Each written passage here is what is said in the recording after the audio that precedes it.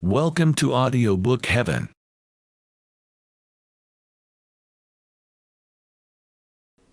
Dream Psychology by Sigmund Freud, translated by M.D. Ada. Introduction.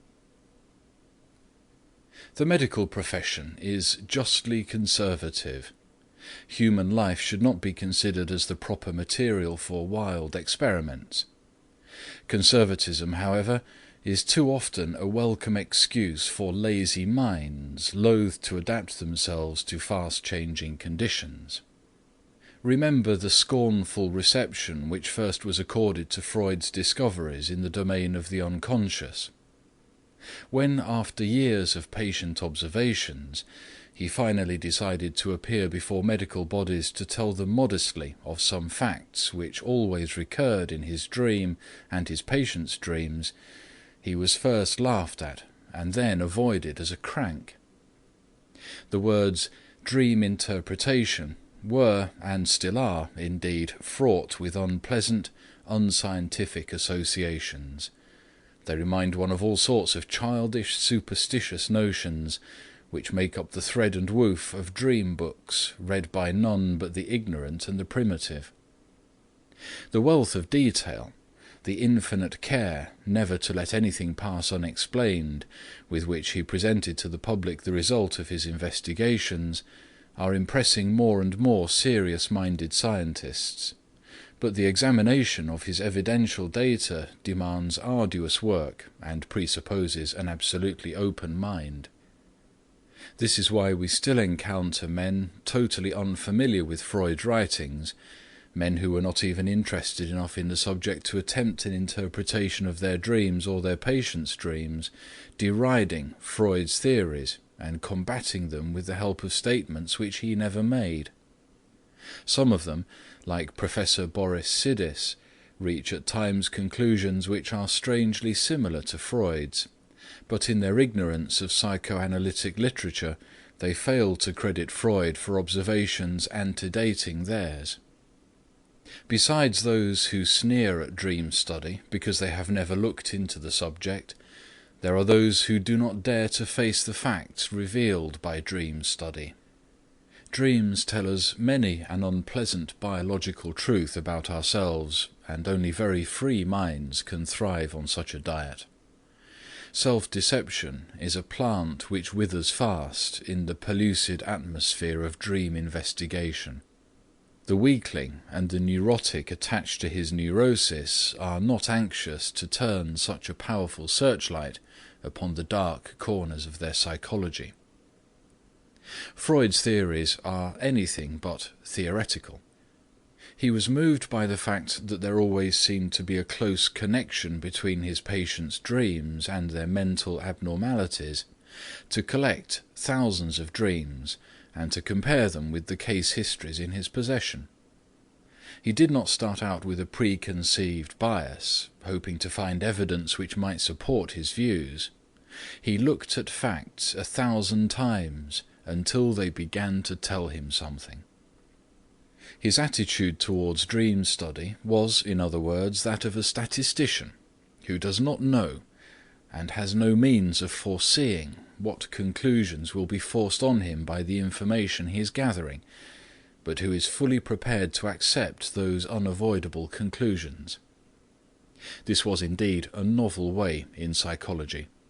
Psychologists had always been wont to build in what Bleuler calls autistic ways, that is, through methods in no wise supported by evidence, some attractive hypothesis which sprung from their brain, like Minerva from Jove's brain, fully armed.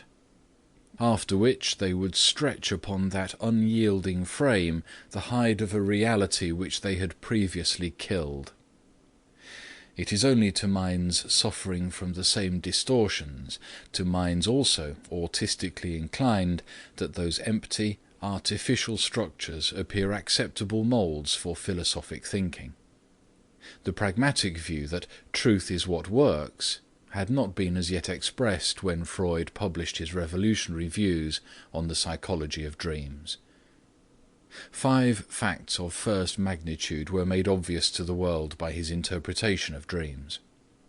First of all, Freud pointed out a constant connection between some part of every dream and some detail of the dreamer's life during the previous waking state. This positively establishes a relation between sleeping states and waking states, and disposes of the widely prevalent view that dreams are purely nonsensical phenomena coming from nowhere and leading nowhere. Secondly, Freud, after studying the dreamer's life and modes of thought, after noting down all his mannerisms and the apparently insignificant details of his conduct which reveal his secret thoughts, came to the conclusion that there was in every dream the attempted or successful gratification of some wish, conscious or unconscious. Thirdly, he proved that many of our dream visions are symbolical, which causes us to consider them as absurd and unintelligible. The universality of those symbols, however, makes them very transparent to the trained observer. Fourthly, Freud showed that sexual desires play an enormous part in our unconscious, a part which puritanical hypocrisy has always tried to minimize, if not to ignore entirely. Finally, Freud established a direct connection between dreams and insanity, between the symbolic visions of our sleep and the symbolic actions of the mentally deranged. There were, of course, many other observations which Freud made while dissecting the dreams of his patients, but not all of them present as much interest as the foregoing, nor were they as revolutionary or likely to wield as much influence on modern psychiatry. Other explorers have struck the path blazed by Freud and leading into man's unconscious. Jung of Zurich, Adler of Vienna, and Kempf of Washington, D.C. have made to the study of the unconscious contributions which have brought that study into fields which Freud himself never dreamt of invading. One fact which cannot be too emphatically stated, however, is that but for Freud's wish-fulfillment theory of dreams, neither Jung's energic theory, nor Adler's theory of organ inferiority and compensation, nor Kempf's dynamic mechanism might have been formulated. Freud is the father of modern abnormal psychology, and he established the psychoanalytical point of view.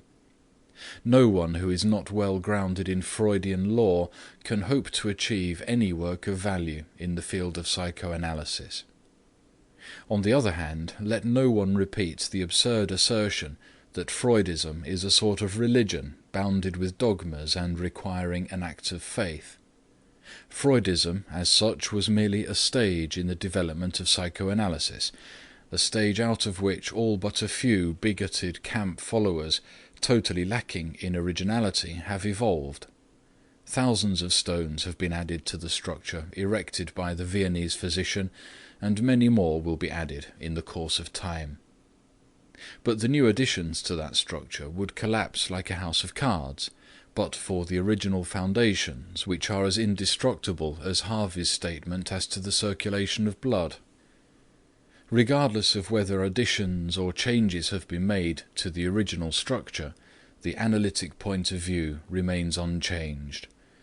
That point of view is not only revolutionizing all the methods of diagnosis and treatment of mental derangements, but compelling the intelligent, up-to-date physician to revise entirely his attitude to almost every kind of disease. The insane are no longer absurd and pitiable people to be herded in asylums till nature either cures them or relieves them through death of their misery. The insane who have not been made so by actual injury to their brain or nervous system are the victims of unconscious forces which cause them to do abnormally things which they might be helped to do normally. Insight into one's psychology is replacing victoriously sedatives and rest cures. Physicians dealing with purely physical cases have begun to take into serious consideration the mental factors which have predisposed a patient to certain ailments. Freud's views have also made a revision of all ethical and social values unavoidable, and have thrown an unexpected flood of light upon literary and artistic accomplishment.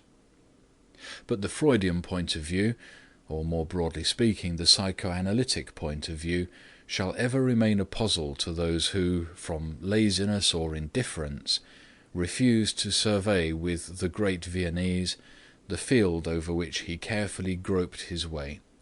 We shall never be convinced until we repeat under his guidance all his laboratory experiments. We must follow him through the thickets of the unconscious, through the land which had never been charted because academic philosophers, following the line of least effort, had decided a priori that it could not be charted. Ancient geographers, when exhausting their store of information about distant lands, yielded to an unscientific craving for romance, and without any evidence to support their daydreams, filled the blank spaces left on their maps by unexplored tracts with amusing inserts such as, "Here there are lions." Thanks to Freud's interpretation of dreams, the royal road into the unconscious is now open to all explorers. They shall not find lions, they shall find man himself, and the record of all his life and of his struggle with reality. And it is only after seeing man as his unconscious, revealed by dreams, presents him to us, that we shall understand him fully. For as Freud said to Putnam, we are what we are because we have been what we have been. Not a few serious-minded students, however, have been discouraged from attempting a study of Freud's dream psychology. The book in which he originally offered to the world his interpretation of dreams was as circumstantial as a legal record to be pondered over by scientists at their leisure, not to be assimilated in a few hours by the average alert reader. In those days, Freud could not leave out any detail likely to make his extremely novel thesis evidentially acceptable to those willing to sift data. Freud himself, however, realized the magnitude of the task which the reading of his magnum opus imposed upon those who have not been prepared for it by long psychological and scientific training, and he abstracted from that gigantic work the parts which constitute the essential of his discoveries. The publishers of the present work deserve credit for presenting to the reading public the gist of Freud's psychology in the master's own words, and in a form which shall neither discourage beginners nor appear too elementary to those who are more advanced in psychoanalytic study. Dream psychology is the key to Freud's works and to all modern psychology. With a simple, compact manual such as Dream Psychology, there shall be no longer any excuse for ignorance of the most revolutionary psychological system of modern times. André Tridon, 121 Madison Avenue, New York, November 1920. End of the introduction. 1. Dreams have a meaning. In what we might term pre-scientific days, people were in no uncertainty about the interpretation of dreams. When they were recalled after awakening, they were regarded as either the friendly or hostile manifestation of some higher powers, demoniacal and divine. With the rise of scientific thought, the whole of this expressive mythology was transferred to psychology. Today there is but a small minority among educated persons who doubt that the dream is the dreamer's own psychical act. But since the downfall of the mythological hypothesis, an interpretation of the dream has been wanting. The conditions of its origin, its relationship to our psychical life when we are awake, its independence of disturbances which, during the state of sleep, seem to compel notice, its many peculiarities repugnant to our waking thought, the incongruence between its images and the feelings they engender, then the dreams have an essence, the way in which, on awakening, our thoughts thrust it aside as something bizarre, and our reminiscences mutilating or rejecting it. All these and many other problems have for many hundred years demanded answers which up till now could never have been satisfactory. Before all, there is the question as to the meaning of the dream, a question which in itself is double-sided. There is, firstly, the psychical significance of the dream, its position with regard to the psychical processes as to a possible biologic function. Secondly, as the dream a meaning? Can sense be made of each single dream as of other mental syntheses? Three tendencies can be observed in the estimation of dreams. Many philosophers have given currency to one of these tendencies, one which at the same time preserves something of the dream's former overvaluation. The foundation of dream life is for them a peculiar state of psychical activity, which they even celebrate as elevation to some higher state. Schubert, for instance, claims, "The dream is the liberation of the spirit from the pressure of external nature, a detachment of the soul from the fetters of all matter." Not all go so far as this, but many maintain that dreams have their origin in real spiritual excitations, and are the outward manifestation of spiritual powers whose free movements have been hampered during the day. See Dream Fantasies by Scherner and Volkert. A large number of observers acknowledge that dream life is capable of extraordinary achievements, at any rate in certain fields. See Memory. In striking contradistinction with this, the majority of medical writers hardly admit that the dream is a psychical phenomena at all.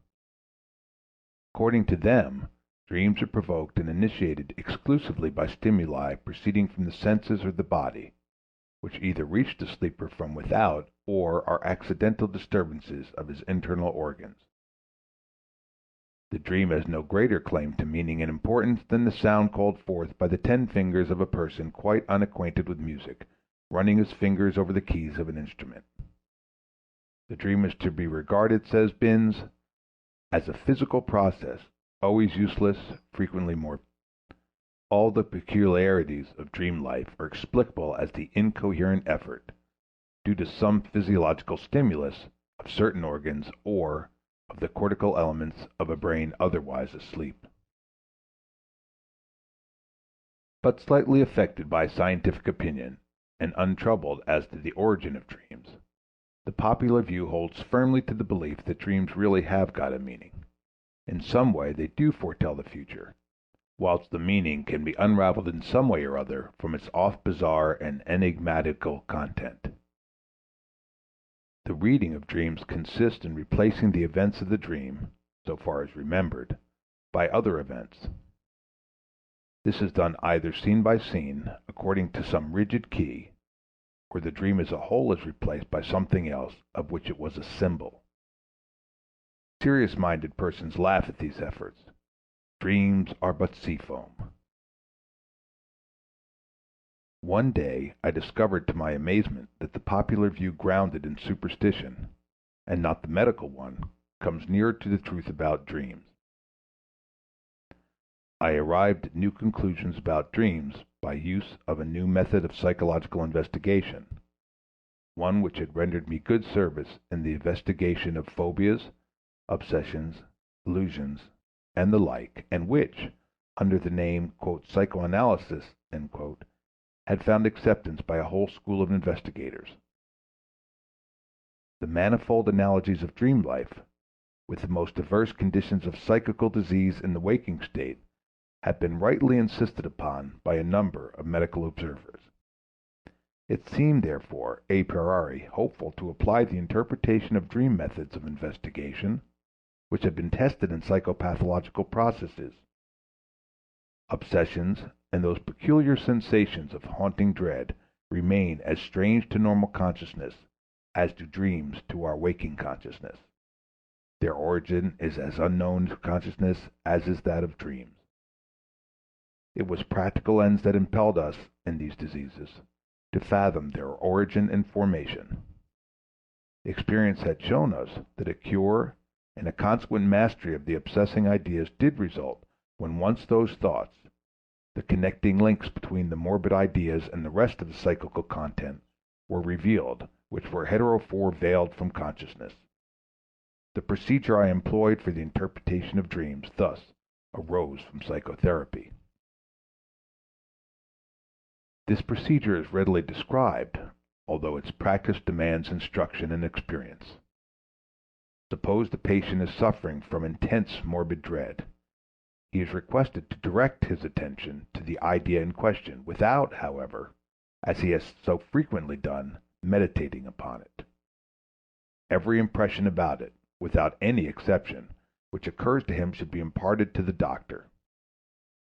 The statement, which will perhaps then made, that he cannot concentrate his attention upon anything at all, is to be countered by assuring him most positively that such a blank state of mind is utterly impossible. As a matter of fact, a great number of impressions will soon occur, with which others will associate themselves. These will be invariably accompanied by the expression of the observer's opinion that they have no meaning or are unimportant. It will be at once noticed that this is the self-criticism which prevented the patient from imparting the ideas, which had indeed already excluded them from consciousness. If the patient can be induced to abandon this self-criticism and to pursue the trains of thought which are yielded by concentrating the attention, most significant matter will be obtained, matter which will be presently seen to be clearly linked to the morbid idea in question. Its connection with other ideas will be manifest, and later on will permit the replacement of the morbid idea by a fresh one, which is perfectly adapted to psychical continuity. This is not the place to examine thoroughly the hypothesis upon which this experiment rests, or the deductions which follow from its invariable success. It must suffice to state that we obtain matter enough for the resolution of every morbid idea, if we especially direct our attention to the unbidden associations which disturb our thoughts, those which are otherwise put aside by the critic as worthless refuse.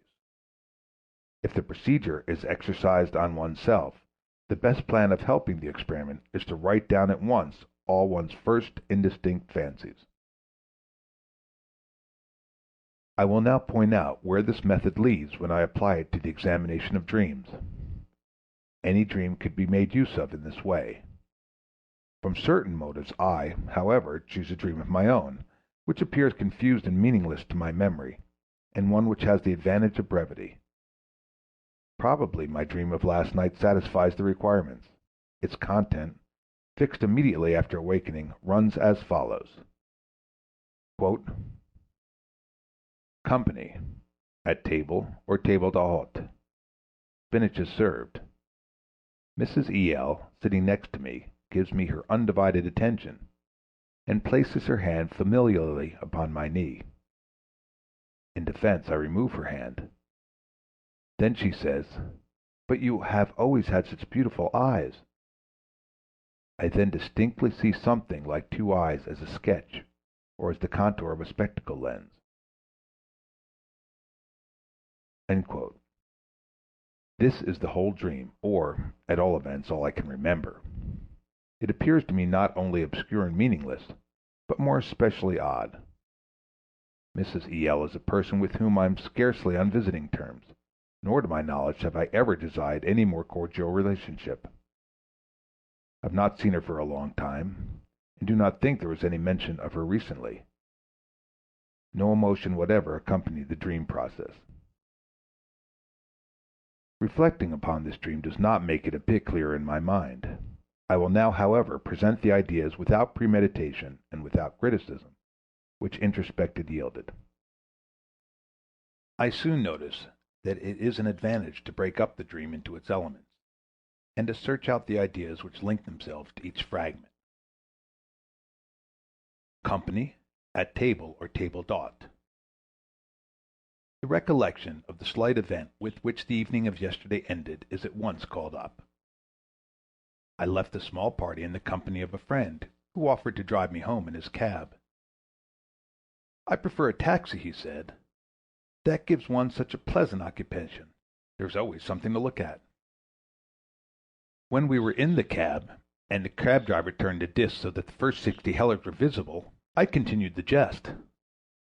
"We've hardly got in, and we already owe 60 hellers. The taxi always reminds me of the table d'hôte. It makes me avaricious and selfish by continuously reminding me of my debt. It seems to me to mount up too quickly, and I'm always afraid that I shall be at a disadvantage, just as I cannot resist the table d'hôte the comical fear that I am getting too little, that I must look after myself. In far-fetched connection with this, I quote, "To earth, this weary earth ye bring us, to guilt ye let us heedless go." Another idea about the table d'hôte. A few weeks ago I was very cross with my dear wife at the dinner table at a Tyrolese health resort, because she was not sufficiently reserved with some neighbors with whom I wished to have absolutely nothing to do. I begged her to occupy herself rather with me than with the strangers. That is just as if I had been at a disadvantage at the table d'hôte. The contrast between the behavior of my wife at the table and that of Mrs. E.L. in the dream now strikes me, addresses herself entirely to me. I now notice that the dream is the reproduction of a little scene which transpired between my wife and myself when I was secretly courting her. The caressing under cover of the tablecloth was an answer to a wooer's passionate letter. In the dream, however, my wife is replaced by the unfamiliar E.L. Mrs. E.L. is the daughter of a man who I owed money. I cannot help noticing that here there is revealed an unsuspected connection between the dream content and my thoughts. If the chain of association be followed up which proceeds from one element of the dream, one is soon led back to another one of its elements. The thoughts evoked by the dream stir up associations which were not noticeable in the dream itself. It is not customary, when someone expects others to look after his interests without any advantage to themselves, to ask the innocent question satirically, "Do you think this will be done for the sake of your beautiful eyes?" Hence Mrs. E.L.'s speech in the dream. "You have always had such beautiful eyes" mean nothing but people always do everything to you for love of you. You have had everything for nothing. The contrary is, of course, the truth. I have always paid dearly for whatever kindness others have shown me. Still, the fact that I had a ride for nothing yesterday when my friend drove me home in his cab must have made an impression upon me. In any case, the friends whose guest we were yesterday has often made me his debtor. Recently I had allowed an opportunity of requiting him to go by. He has only one present from me, an antique shawl upon which eyes are painted all around, a so-called ukulele, as a charm against the malocchio. Moreover, he is an eye specialist. That same evening I had asked him after a patient, whom I had sent to him for glasses. As I remarked, nearly all parts of the dream have been brought into this new connection. I still might ask why in the dream it was spinach that was served up. Because spinach called up a little scene which recently occurred at our table. A child, whose beautiful eyes are really deserving of praise, refused to eat spinach. As a child I was just the same. For a long time I loathed spinach, until in later life my taste altered, and it became one of my favorite dishes. The mention of this dish brings my own childhood and that of my child's near together. "You should be glad that you have some spinach," his mother had said to the little gourmet. "Some children would be very glad to get spinach." Thus I am reminded of the parents' duties towards their children. Goethe's word, "To earth, this weary earth ye bring us, to guilt ye let us heedless go," take on another meaning in this connection. Here I will stop in order that I may recapitulate the results of the analysis of the dream.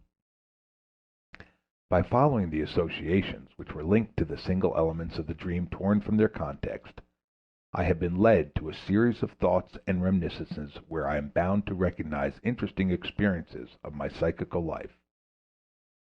The matter yielded by an analysis of the dream stands in intimate relationship with the dream content, but this relationship is so special that I should never have been able to have inferred the new discoveries directly from the dream itself. The dream was passionless, disconnected, and unintelligible. During the time that I am unfolding the thoughts at the back of the dream, I feel intense and well-grounded emotions. The thoughts themselves fit beautifully together into chains logically bound together with certain central ideas which ever repeat themselves. Such ideas not represented in the dream itself are in this instance the antithesis, selfish, unselfish, to be indebted, to work for nothing. I could draw closer the threads of the web which analysis has disclosed, and would then be able to show how they all run together into a single knot. I am debarred from making this work public by considerations of a private, not a scientific nature. After having cleared up many things which I do not willingly acknowledge as mine, I should have much to reveal which had better remain my secret. Why, then, do I not choose another dream whose analysis would be more suitable for publication, so that I could awaken a fairer conviction of the sense and cohesion of the results disclosed by analysis? The answer is, because every dream which I investigate leads to the same difficulties and places me under the same need of discretion. Nor should I forego this difficulty any the more were I to analyze the dream of someone else. That could only be done when opportunity allowed all concealment to be dropped without injury to those who trusted me. The conclusion which is now forced upon me is that the dream is a sort of substitution for those emotional and intellectual trains of thought which I attained after complete analysis. I do not yet know the process by which the dream arose from those thoughts, but I perceive that it is wrong to regard the dream as psychically unimportant, a purely physical process which has arisen from the activity of isolated cortical elements awakened out of sleep. I must further remark that the dream is far shorter than the thoughts which I hold it replaces. Whilst analysis discovered that the dream was provoked by an unimportant occurrence the evening before the dream. Naturally, I would not draw such far-reaching conclusions if only one analysis were known to me. Experience has shown me that when the associations of any dream are honestly followed, such a chain of thought is revealed. The constituent parts of the dream reappear correctly and sensibly linked together. The slight suspicion that this concatenation was merely an accident of a single first observation must, therefore, be absolutely relinquished. I regard it, therefore, as my right to establish this new view by a proper nomenclature. I contrast the dream which my memory evokes with the dream and other added matter revealed by analysis. The former I call the dream's manifest content. The latter, without at first further subdivision, its latent content. I arrive at two new problems hitherto unformulated. 1. What is the psychical process which has transformed the latent content of the dream into its manifest content? 2. What is the motive or the motives which have made such a transformation exigent? The process by which the change from latent to manifest content is executed I name the dream work. In contrast with this is the work of analysis, which produces the reverse transformation. The other problems of the dream, the inquiry as to its stimuli, as to the source of its materials, as to its possible purpose, the functions of dreaming, the forgetting of dreams, these I will discuss in connection with the latent dream content. I shall take every care to avoid a confusion between the manifest and the latent content, for I ascribe all the contradictory as well as the incorrect accounts of dream life to the ignorance of this latent content, now first laid bare through analysis. The conversion of the latent dream thoughts into those manifest deserves our close study as the first known example of the transformation of psychical stuff from one mode of expression into another, from a mode of expression which, moreover, is readily intelligible into another which we can only penetrate by effort and with guidance, although this new mode must be equally reckoned as an effort of our own psychical activity.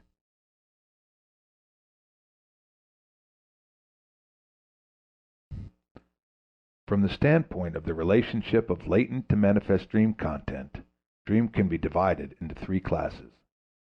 We can, in the first place, distinguish those dreams which have a meaning and are at the same time intelligible, which allow us to penetrate into our psychical life without further ado. Such dreams are numerous. They are usually short and, as a general rule, do not seem very noticeable because everything remarkable or exciting surprise is absent.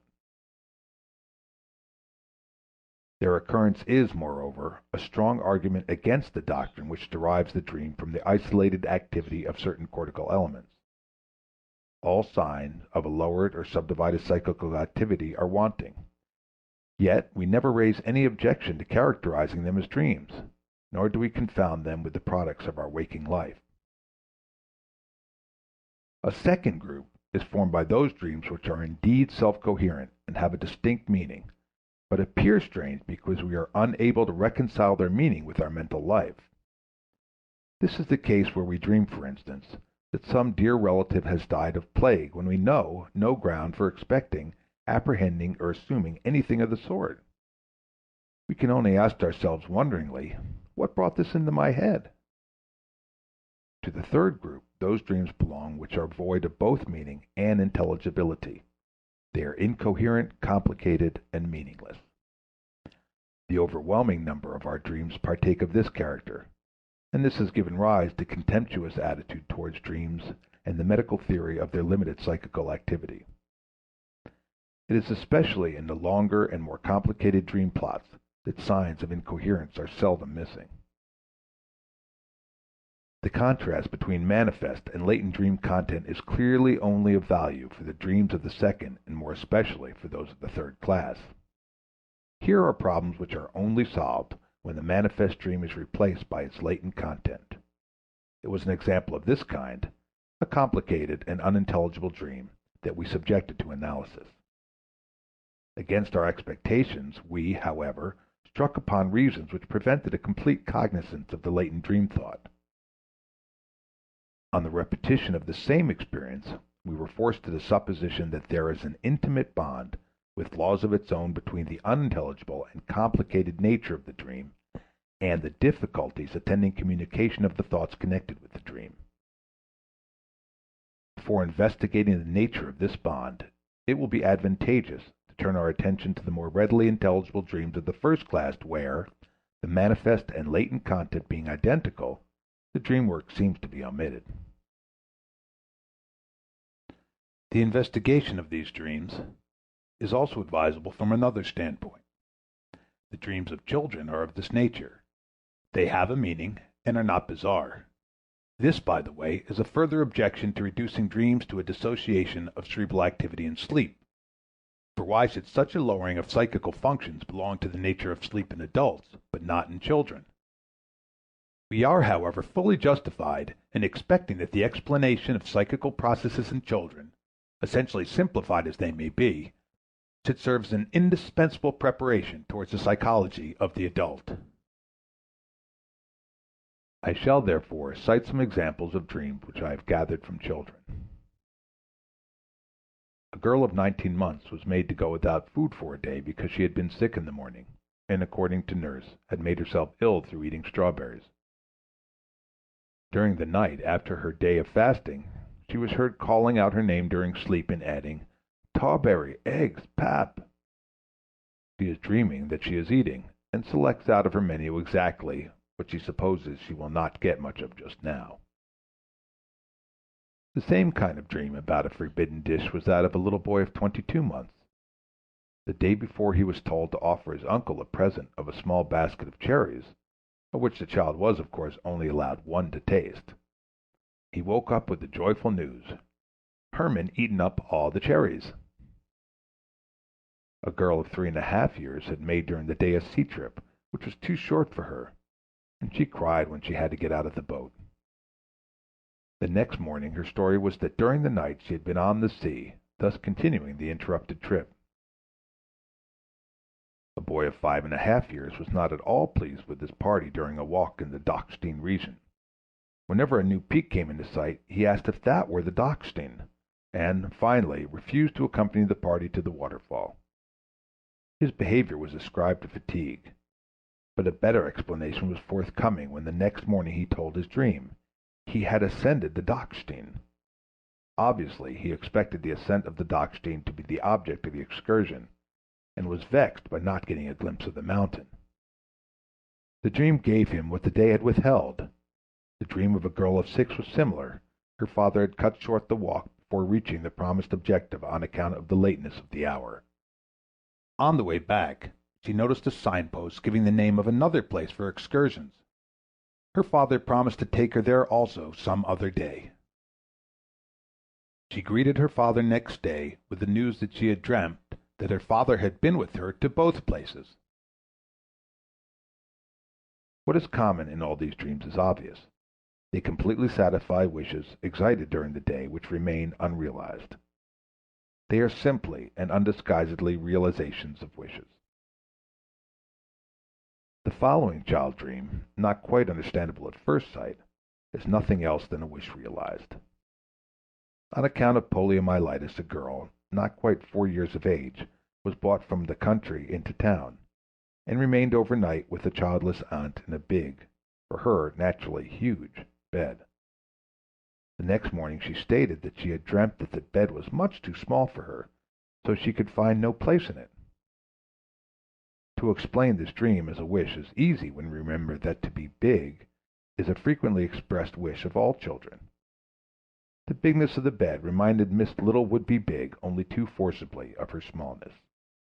This nasty situation became righted in her dream, and she grew so big that the bed now became too small for her.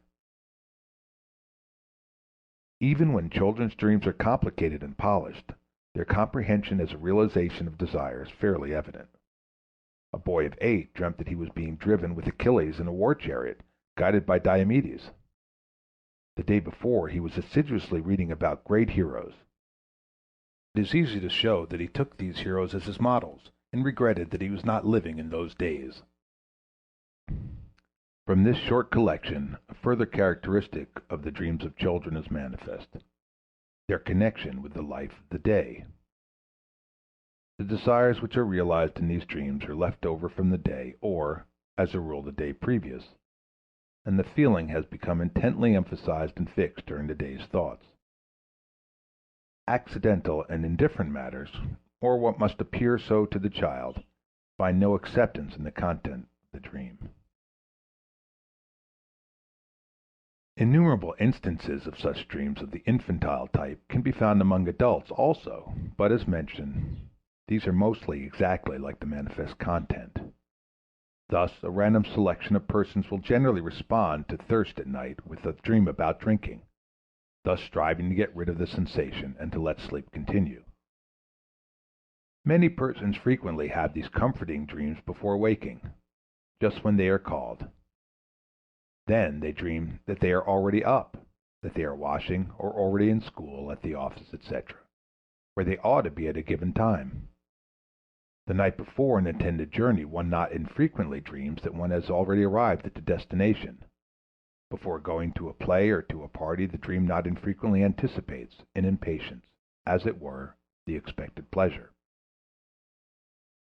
At other times the dream expresses the realization of the desire somewhat indirectly.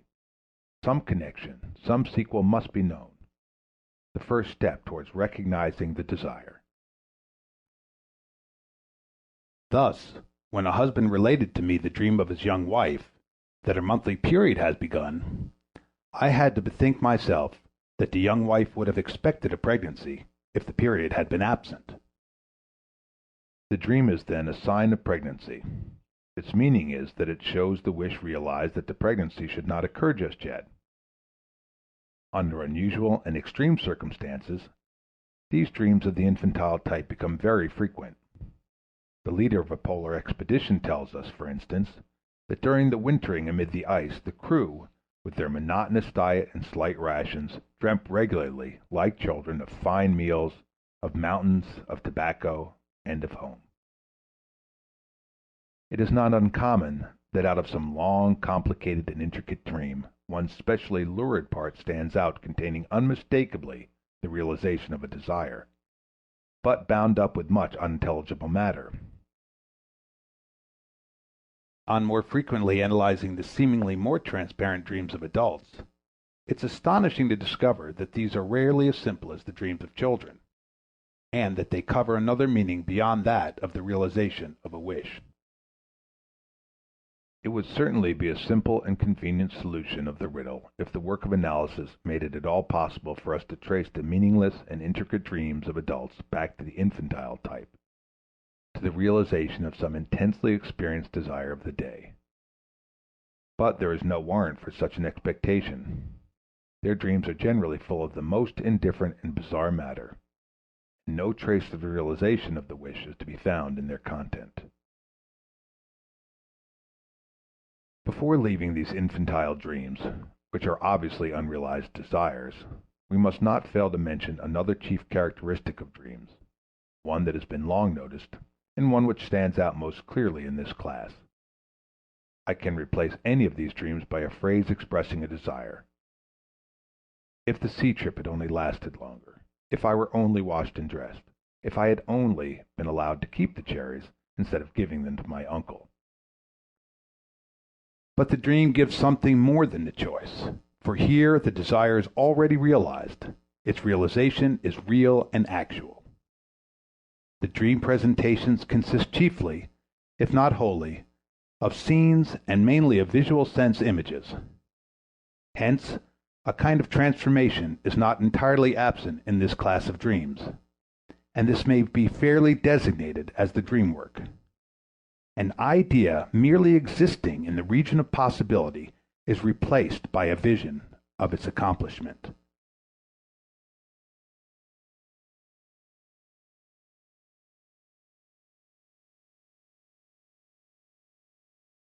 End of Dream Psychology, Chapter 1. Chapter 2 of Dream Psychology.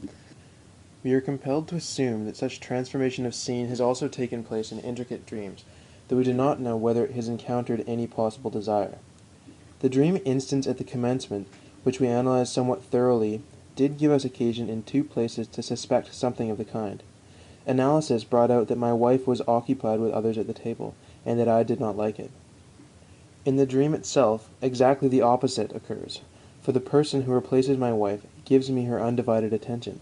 But can one wish for anything pleasanter after a disagreeable incident than that the exact contrary should have occurred, just as the dream has it? The stinging thought in the analysis that I have never had anything for nothing is similarly connected with the woman's remark in the dream, "You have always had such beautiful eyes." Some portion of the opposition between the latent and manifest content of the dream must be therefore derived from the realization of a wish. Another manifestation of the dream work, which all incoherent dreams have in common, is still more noticeable. Choose any instance and compare the number of separate elements in it, or the extent of the dream, if written down, with the dream thoughts yielded by analysis, and of which but a trace can be refound in the dream itself. There can be no doubt that the dream working has resulted in an extraordinary compression or condensation. It is not at first easy to form an opinion as to the extent of the condensation. The more deeply you go into the analysis, the more deeply you are impressed by it. There will be found no factor in the dream whence the chains of associations do not lead in two or more directions, no scene which has not been pieced together out of two or more impressions and events. For instance, I once dreamt about a kind of swimming bath where the bathers suddenly separated in all directions. At one place on the edge, a person stood bending towards one of the bathers as if to drag him out. The scene was a composite one, made up of an event that occurred at the time of puberty, and of two pictures, one of which I had just seen shortly before the dream. The two pictures were the surprise in the bath, from Schwind's cycle of the Melusine, note the bathers were suddenly separating, and the flood by an Italian master. The little incident was that I once witnessed a lady who had tarried in the swimming bath until the men's hour, being helped out of the water by the swimming master. The scene in the dream, which was selected for the analysis, led to a whole group of reminiscences, each one of which had contributed to the dream content. First of all came the little episode from the time of my courting, of which I have already spoken. The pressure of a hand under the table gave rise in the dream to the under the table, which I had subsequently to find a place for in my recollection. There was, of course, at the time not a word about undivided attention. Analysis taught me that this factor is the realization of a desire through its contradictory and related to the behavior of my wife at the table d'hote. An exactly similar and much more important episode of our courtship, one which separated us for an entire day, lies hidden behind this recent recollection. The intimacy, the hand resting upon the knee, refers to a quite different connection and to quite other persons.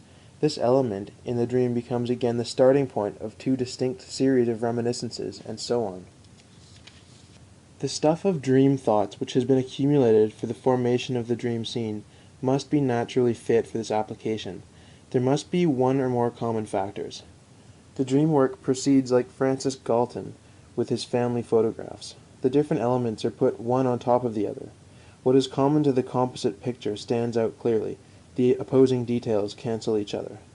This process of reproduction partly explains the wavering statements of a peculiar vagueness in so many elements of the dream. For the interpretation of dreams this rule holds good.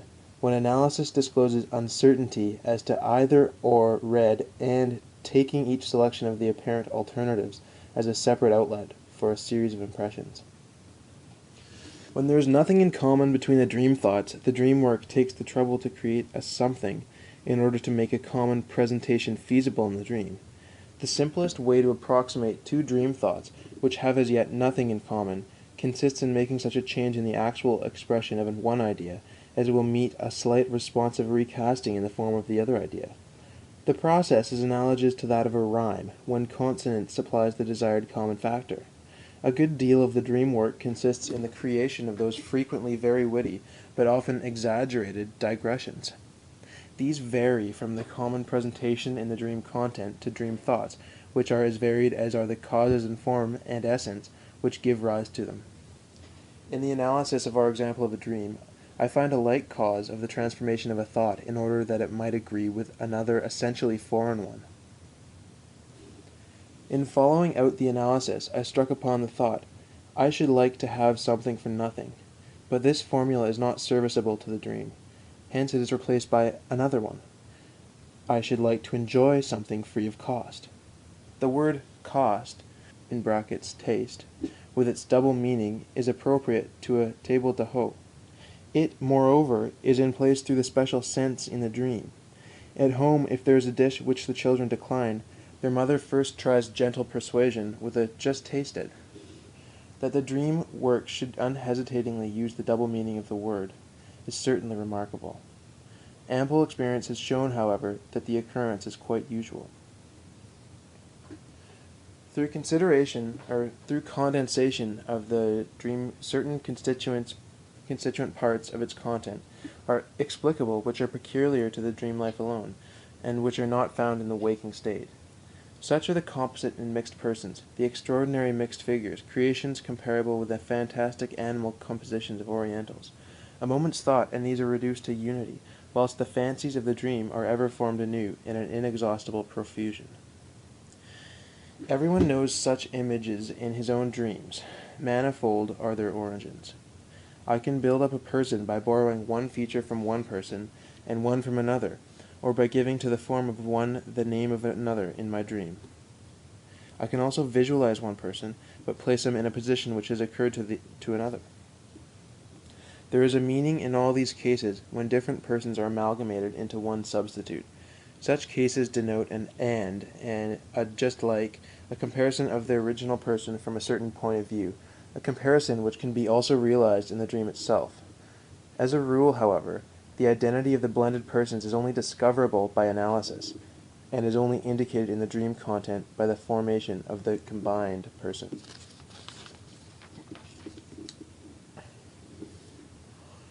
The same diversity in their ways of formation, and the same rules for its solution hold good also for the innumerable medley of dream contents, examples of which I need scarcely adduce. Their strangeness quite disappears when we resolve not to place them on a level with the objects of perception as known to us when awake, but to remember that they represent the art of dream condensation by an exclusion of unnecessary detail. Prominence is given to the common character of the combination. Analysis must also generally supply the common features. The dream says simply, all these things have an X in common. The decomposition of these mixed images by analysis is often the quickest way to an interpretation of the dream. Thus, I once dreamt that I was sitting with one of my former university tutors on a bench, which was undergoing a rapid, continuous movement amidst other benches. This was a combination of lecture room and moving staircase. I will not pursue the further result of the thought. Another time I was sitting in a carriage, and on my lap an object in shape like a top hat, which, however, was made of transparent glass. The scene at once brought me to the proverb, "He who keeps his hat in his hand will travel safely through the land." By a slight turn, the glass hat reminded me of R's light, and I knew that I was about to invent something which was to make me as rich and independent as his invention had made my countryman, Dr. R. of Welsbach. Then I should be able to travel instead of remaining in Vienna. In the dream I was traveling with my invention, with the, it is true, rather awkward glass-top hat. The dream work is particularly adept at representing two contradictory conceptions by means of the same mixed image. Thus, for instance, a woman dreamt of herself carrying a tall flower stalk is in the picture of the Annunciation. Chastity Mary is her own name. But the stalk was bedecked with thick white blossoms resembling camellias, contrast with chastity, la dame aux camélias. A great deal of what we have called dream condensation can thus be formulated. Each one of the elements of the dream content is overdetermined by the matter of the dream thoughts. It is not derived from one of the elements of these thoughts, but from a whole series.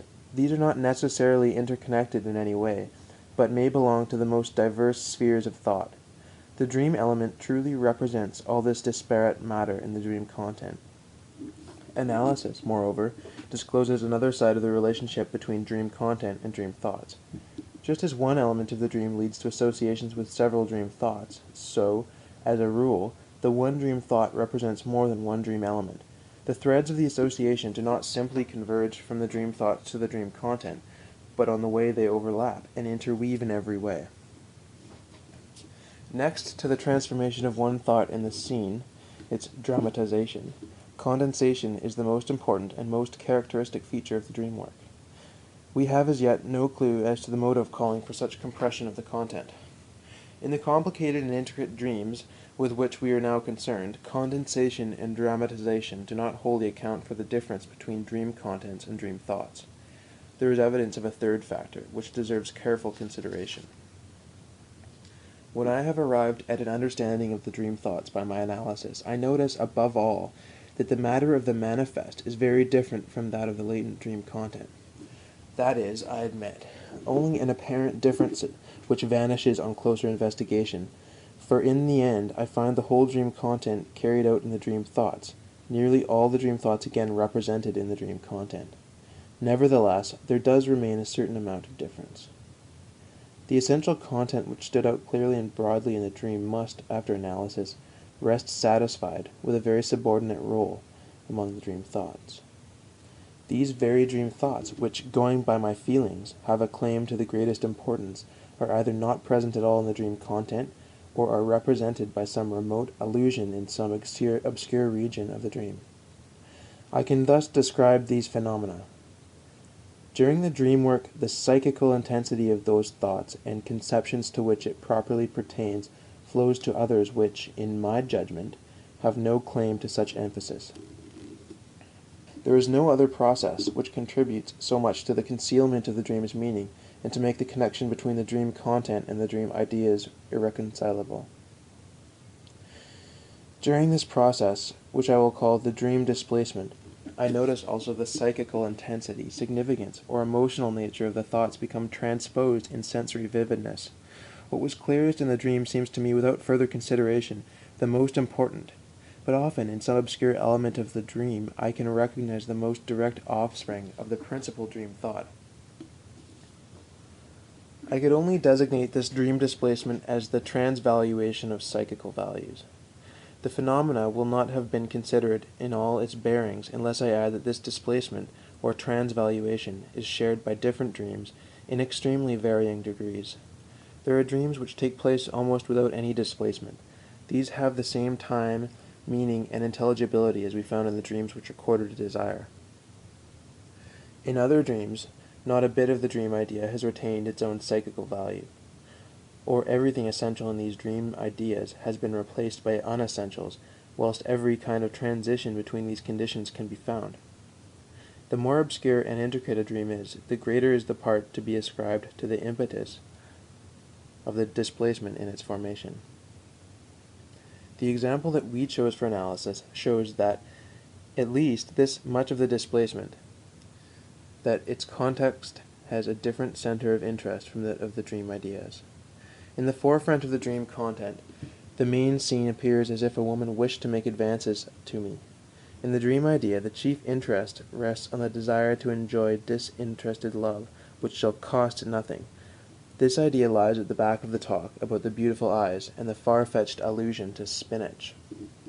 If we abolish the dream displacement, we attain through analysis quite certain conclusions regarding the two problems of the dream which are most disputed, as to what provokes a dream at all, and as to the connection of the dream with our waking life. There are dreams which at once expose their links with the events of the day. In others no trace of such a connection can be found. By the aid of analysis, it can be shown that every dream, without exception, is linked up with our impressions of the day, or perhaps it would be more correct to say of the day previous to the dream. The impressions which have incited the dream may be so important that we are not surprised at our being occupied with them whilst awake. In this case, we are right in saying that the dream carries on the chief interest of our waking life. More usually, however, when the dream contains anything relating to the impressions of the day, it is so trivial, unimportant, and so deserving of oblivion that we can only recall it with an effort. The dream content appears then, even when coherent and intelligible, to be concerned with those indifferent trifles of thought undeserving of our waking interest. The depreciation of dreams is largely due to the predominance of the indifferent and the worthless in their content.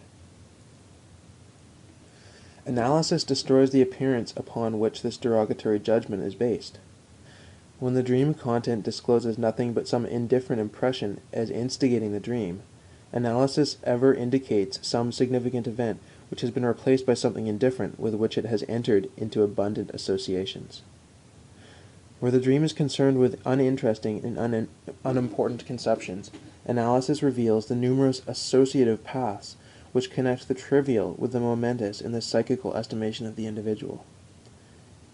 It is only the action of displacement if what is indifferent obtains recognition in the dream content instead of those impressions which are really the stimulus, or instead of the things of real interest. In answering the question as to what provokes the dream, as to the connection of the dream in the daily troubles, we must say, in terms of the insight given us by replacing the manifest latent dream content, the dream does never trouble itself about things which are not deserving of our concern during the day, and trivialities which do not trouble us during the day have no power to pursue us whilst asleep. What provoked the dream in the example which we have analyzed? The really unimportant event that a friend invited me to a free ride in his cab. The table d'hôte seen in the dream contains an allusion to this indifferent motive, for in conversation I had brought the taxi parallel with the table d'hôte. But I can indicate the important event which has its substitute the trivial one. A few days before I dispute a large sum of money for a member of my family who is very dear to me. Small wonder, says the dream thought, if this person is grateful to me for this. This love is not cost-free. But love that shall cost nothing is one of the prime thoughts of the dream. The fact that shortly before this I had several drives with the relative in question puts the one drive with my friend in a position to recall the connection with the other person. The indifferent impression which by such ramifications provokes the dream is subservient to another condition which is not true of the real source of the dream. The impression must be a recent one, everything arising from the day of the dream. I cannot leave the question of dream displacement without the consideration of a remarkable process in the formation of dreams in which condensation and displacement work together towards one end. In condensation, we have already considered the case where two conceptions in the dream have something in common, some point of contact, are replaced in the dream content by a mixed image, where the distinct germ corresponds to what is common, and the indistinct secondary modifications to what is distinctive. If displacement is added to condensation, There is no formation of a mixed image, but a common mean, which bears the same relationship to the individual elements as does the resultant in the parallelogram of forces to its components. In one of my dreams, for instance, there is talk of an injection with propyl. On first analysis, I discovered an indifferent but true incident where amyl played a part as the excitant of the dream. I cannot yet vindicate the exchange of amyl for propyl. To the round of ideas of the same dream, however, there belongs the recollection of my first visit to Munich, when the propyluria struck me. The attendant circumstances of the analysis render it admissible that the influence of this second group of conceptions caused the displacement of amyl to propyl. Propyl is, so to say, the mean idea between amyl and propyluria. It got into the dream as a kind of compromise by simultaneous condensation and displacement.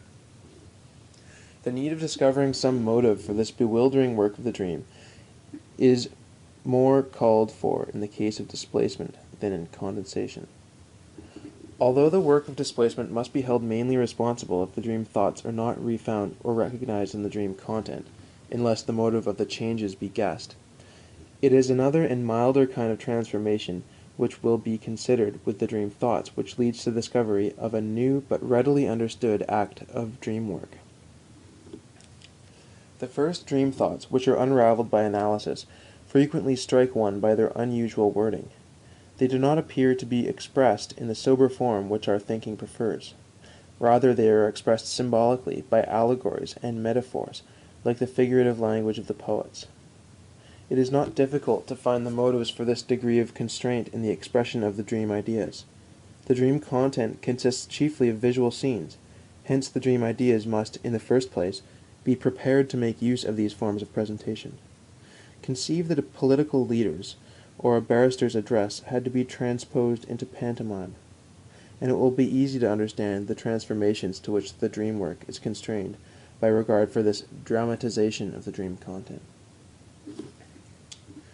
Around the psychical stuff of dream thoughts, there are ever found reminiscences of impressions, not infrequently of early childhood, scenes which, as a rule, have been visually grasped. Whenever possible, this portion of the dream ideas exercises a definite influence upon the modeling of the dream content.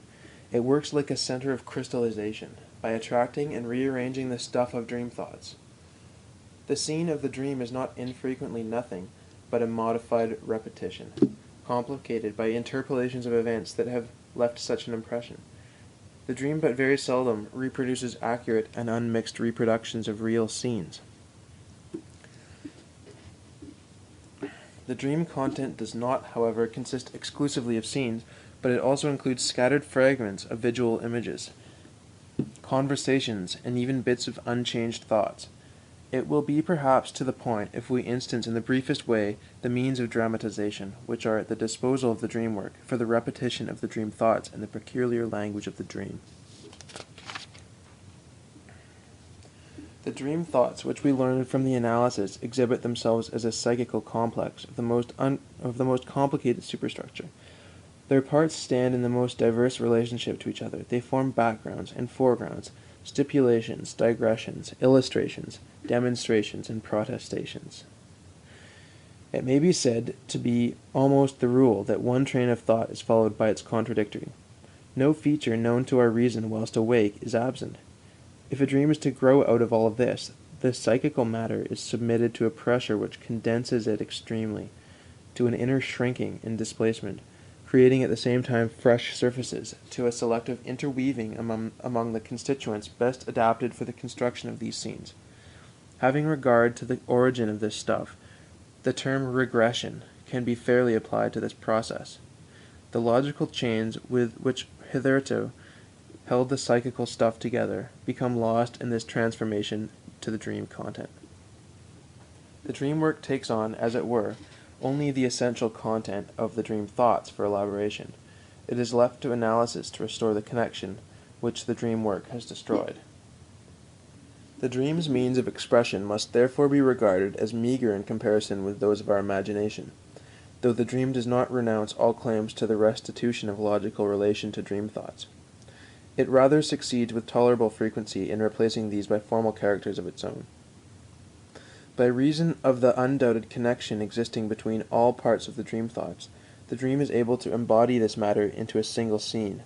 It upholds a logical connection as approximation in time and space, just as the painter who groups all the poets for his picture of Parnassus, who, though they have never been altogether on a mountain peak, yet form ideally a community.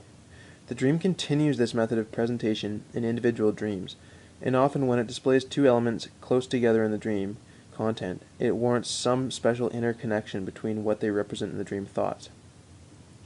It should be, moreover, observed that all the dreams of one night prove on analysis to originate from the same sphere of thought. The causal connection between two ideas is either left without presentation or replaced by two different long portions of dreams, one after the other. This presentation is frequently a reversed one, the beginning of the dream being the deduction, and its end the hypothesis. The direct transformation of one thing into another in the dream seems to serve the relationship of cause and effect. The dream never utters the alternative either-or, but accepts both as having equal rights in the same connection. When either-or is used in the reproduction of dreams, it is, as I have already mentioned, to be replaced by and. Conceptions which stand in opposition to one another are preferably expressed in dreams by the same element. There seems no not in dreams. Opposition between two ideas, the relation of conversation, is represented in dreams in a very remarkable way. It is expressed by the reversal of another part of the dream content, just as if by way of appendix. We shall later on deal with another form of expressing disagreement. The common dream sensation of movement checked serves the purpose of representing disagreement of impulses, a conflict of the will. Only one of the logical relationships, that of similarity, identity, agreement, is found highly developed in the mechanism of dream formation. Dream work makes use of these cases as a starting point for condensation, drawing together everything which shows such agreement to a fresh unity.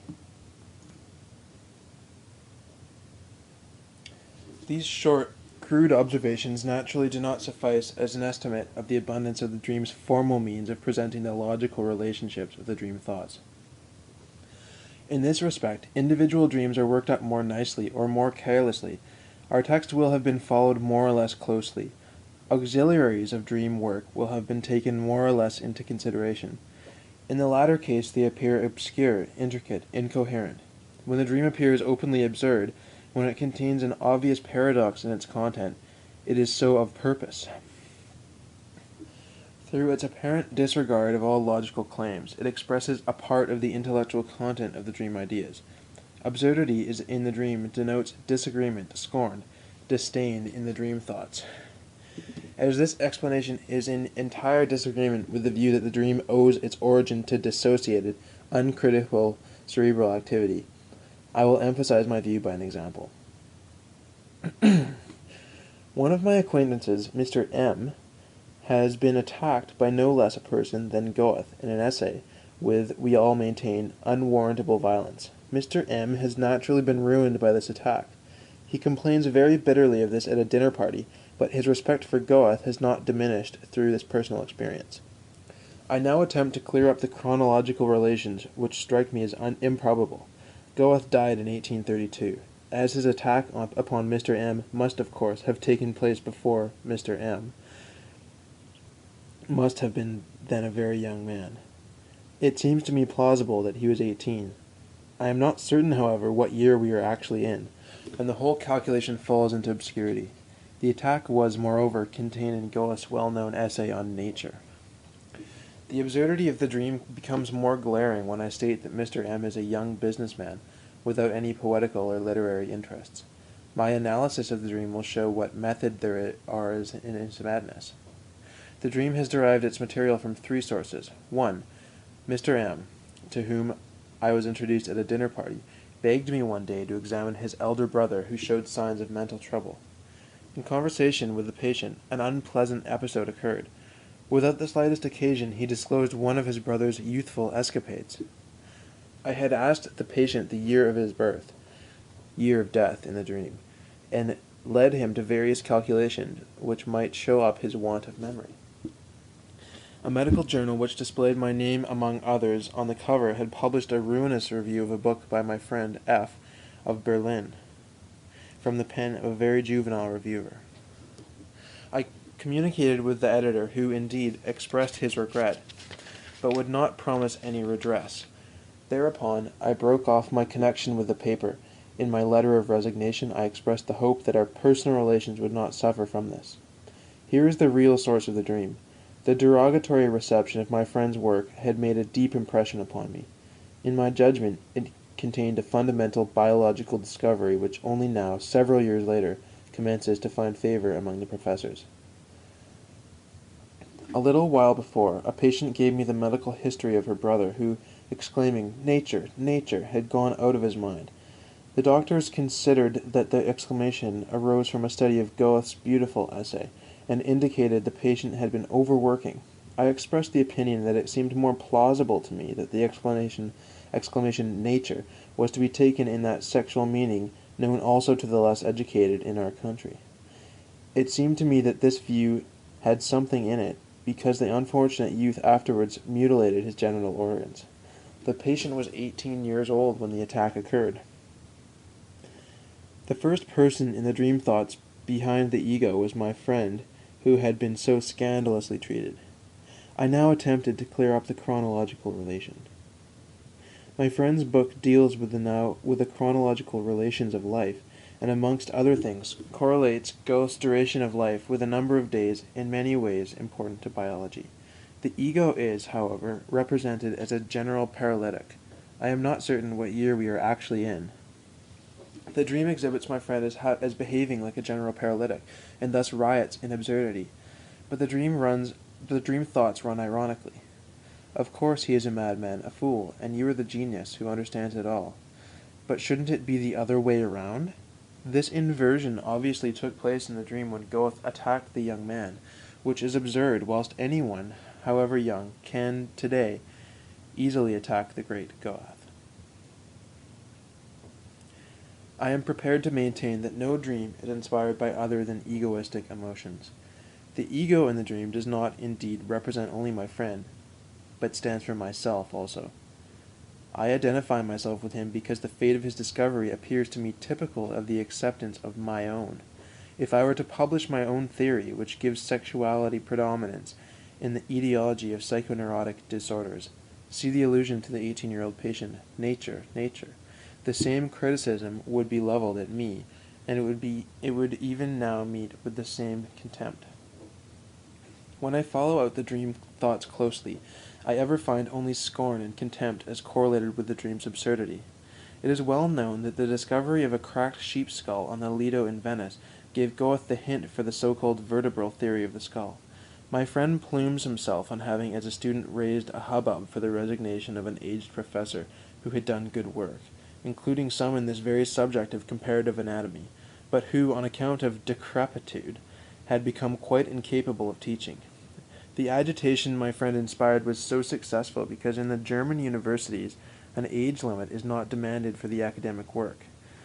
Age is no protection against folly. In the hospital here, I had 4 years the honor to serve under a chief who, long fossilized, was for decades notoriously feeble-minded, and yet was permitted to continue in his responsible office. A trait after the manner of the find in the Lido forces itself upon me here. It was to this man that some youthful colleagues in the hospital adapted then the popular slang of the day. No Goethe has written that.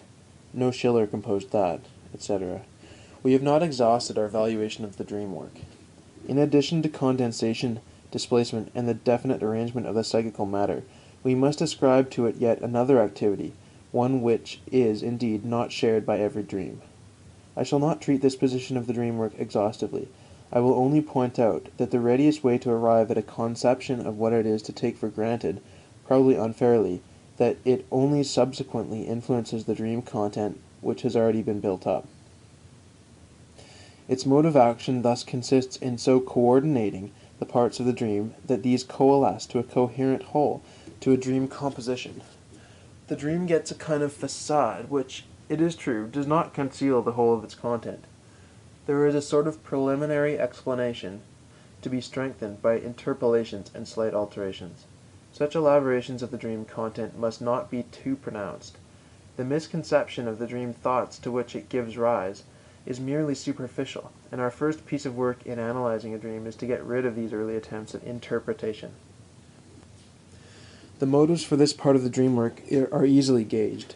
This final elaboration of the dream is due to a regard for intelligibility, a fact at once betraying the origin of an action which behaves towards the actual dream content, just as our normal psychical action behaves towards some preferred perception that is to our liking. The dream content is thus secured under the pretense of certain expectations, is perceptually classified by the supposition of its intelligibility, thereby risking its falsification, whilst, in fact, the most extraordinary misconceptions arise if the dream can be correlated with nothing familiar. Every one is aware that we are unable to look at any series of unfamiliar signs or to listen to any discussion of unknown words without at once making perpetual changes through our regard for intelligibility, through our falling back upon what is familiar. We can call those dreams properly made up, which are the result of an elaboration in every way analogous to the psychical action of our waking life. In other dreams there is no such action. Not even an attempt is made to bring about order and meaning. We regard the dream as quite mad because on awaking it is this last named part of the dream work, the dream elaboration, that we identify ourselves. So far, however, as our analysis is concerned, the dream which resembles a medley of disconnected fragments is of as much value as the one with a smooth and beautifully polished surface. In the former case, we are spared to some extent the trouble of breaking down the super-elaboration of the dream content.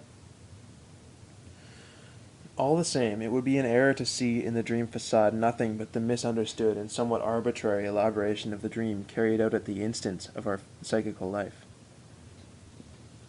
Wishes and fantasies are not infrequently employed in the erection of this facade, which were already fashioned in the dream thoughts. They are akin to those of waking life, daydreams as they are very properly called. These wishes and fantasies, which analysis discloses in our dreams at night, often present themselves as repetitions and refashionings of the scenes of infancy. Thus the dream facade may show us directly the true core of the dream, distorted through admixture with other matter. Beyond these four activities, there is nothing else to be discovered in the dream work. If we keep closely to the definition that dream work denotes the transference of dream thoughts to dream content, we are compelled to say that the dream work is not creative. It develops no fancies of its own, it judges nothing, decides nothing. It does nothing but prepare the matter for condensation and displacement, and refashions it for dramatization, to which must be added, to the inconstant last-named mechanism, that of explanatory elaboration. It is true that a good deal is found in the dream content which might be understood as the result of another and more intellectual performance, but analysis shows conclusively every time that these intellectual operations were already present in the dream thoughts and have only been taken over by the dream content. A syllogism in the dream is nothing other than the repetition of a syllogism in the dream thoughts. It seems inoffensive if it has been transferred to the dream without alteration. It becomes absurd if in the dream work it has been transferred to other matter. A calculation in the dream content simply means that there was a calculation in the dream thoughts. Whilst this is always correct, the calculation in the dream can furnish the silliest results by the condensation of its factors and the displacement of the same operations to other things. Even speeches which are found in the dream content are not new compositions. They prove to be pieced together out of speeches which have been made or heard or read. The words are faithfully copied, but the occasion of their utterance is quite overlooked, and their meaning is most violently changed. It is perhaps not superfluous to support these assertions by examples. 1. A seemingly inoffensive, well-made dream of a patient. She was going to market with her cook, who carried the basket. The butcher said to her when she asked him for something, "That is all gone," and wished to give her something else, remarking, "That's very good." She declines and goes to the greengrocer, who wants to sell her a peculiar vegetable which is bound up in bundles and of a black color. She says, "I don't know that. I won't take it." The remark, "That is all gone," arose from the treatment. A few days before I said myself to the patient that the earliest reminiscences of childhood are all gone as such, but are replaced by transferences and dreams. Thus I am the butcher. The second remark, I don't know, arose in a very different connection.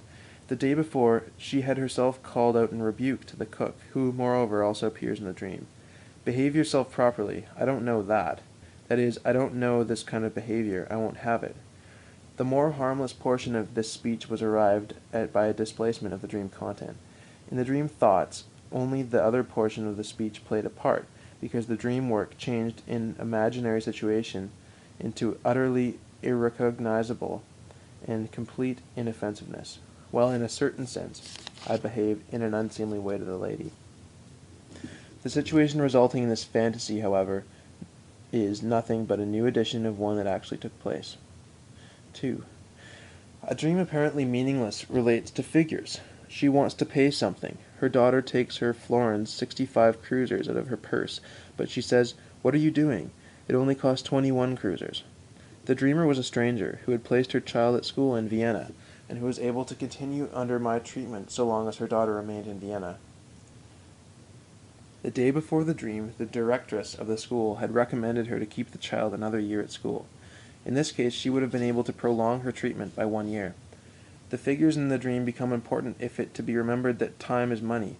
1 year equals 365 days, or expressed in kreutzers, 365 kreutzers, which is 3 florins 65 kreutzers. The 21 kreutzers correspond with the 3 weeks which remain from the day of the dream to the end of the school term, and thus to the end of the treatment. It was obviously financial considerations which had moved the lady to refuse the proposal of the directress, and which were answerable for the triviality of the amount in the dream. Example 3. A lady, young, but already 10 years married, heard that a friend of hers, Miss Elise L., of about the same age, had become engaged. This gave rise to the following dream. She was sitting with her husband in the theatre. The one side of the stalls was quite empty. Her husband tells her, Elise L., and her fiancé had intended coming, but could only get some cheap seats, 3 for 1 florin 50 kreutzers, and these they would not take. In her opinion, that would not have mattered very much. The origin of the figures from the matter of the dream thoughts and the changes the figures underwent are of interest. Whence came the 1 florin 50 kreutzers? From a trifling occurrence of the previous day. Her sister-in-law had received 150 florins as a present from her husband, and had quickly got rid of it by buying some ornament. Note that 150 florins is 100 times 1 florin 50 kreutzers. For the 3 concerned with the tickets, the only link is that Elise L. is exactly 3 months younger than the dreamer. The scene in the dream is the repetition of a little adventure for which she has often been teased by her husband. She was once in a great hurry to get tickets in time for a piece, and when she came to the theatre, one side of the stalls was almost empty. It was therefore quite unnecessary for her to have been in such a hurry. Nor must we overlook the absurdity of the dream that 2 persons should take 3 tickets for the theatre. Now for the dream ideas. It was stupid to have married so early. I need not have been in so great a hurry. Elise L.'s example shows me that I should have been able to get a husband later. Indeed, one 100 times better, if I had but waited. I could have bought 3 such men with the money. Dowry. End of section. Chapter 3. Why the Dream Disguises the Desires. In the foregoing exposition, we have now learnt something of the dream work.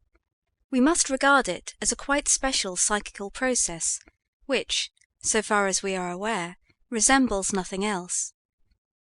To the dream work has been transferred that bewilderment which its product, the dream, has aroused in us. In truth, the dream work is only the first recognition of a group of psychical processes, to which must be referred the origin of hysterical symptoms, the ideas of morbid dread, obsession, and delusion. Condensation, and especially displacement, are never failing features in these other processes. The regard for appearance remains, on the other hand, peculiar to the dream work. If this explanation brings the dream into line with the formation of psychical disease, it becomes the more important to fathom the essential conditions of processes like dream building. It will be probably a surprise to hear that neither the state of sleep nor illness is among the indispensable conditions. A whole number of phenomena of the everyday life of healthy persons, forgetfulness, slips in speaking and in holding things, together with a certain class of mistakes, are due to a psychical mechanism analogous to that of the dream and the other members of this group. Displacement is the core of the problem, and the most striking of all the dream performances.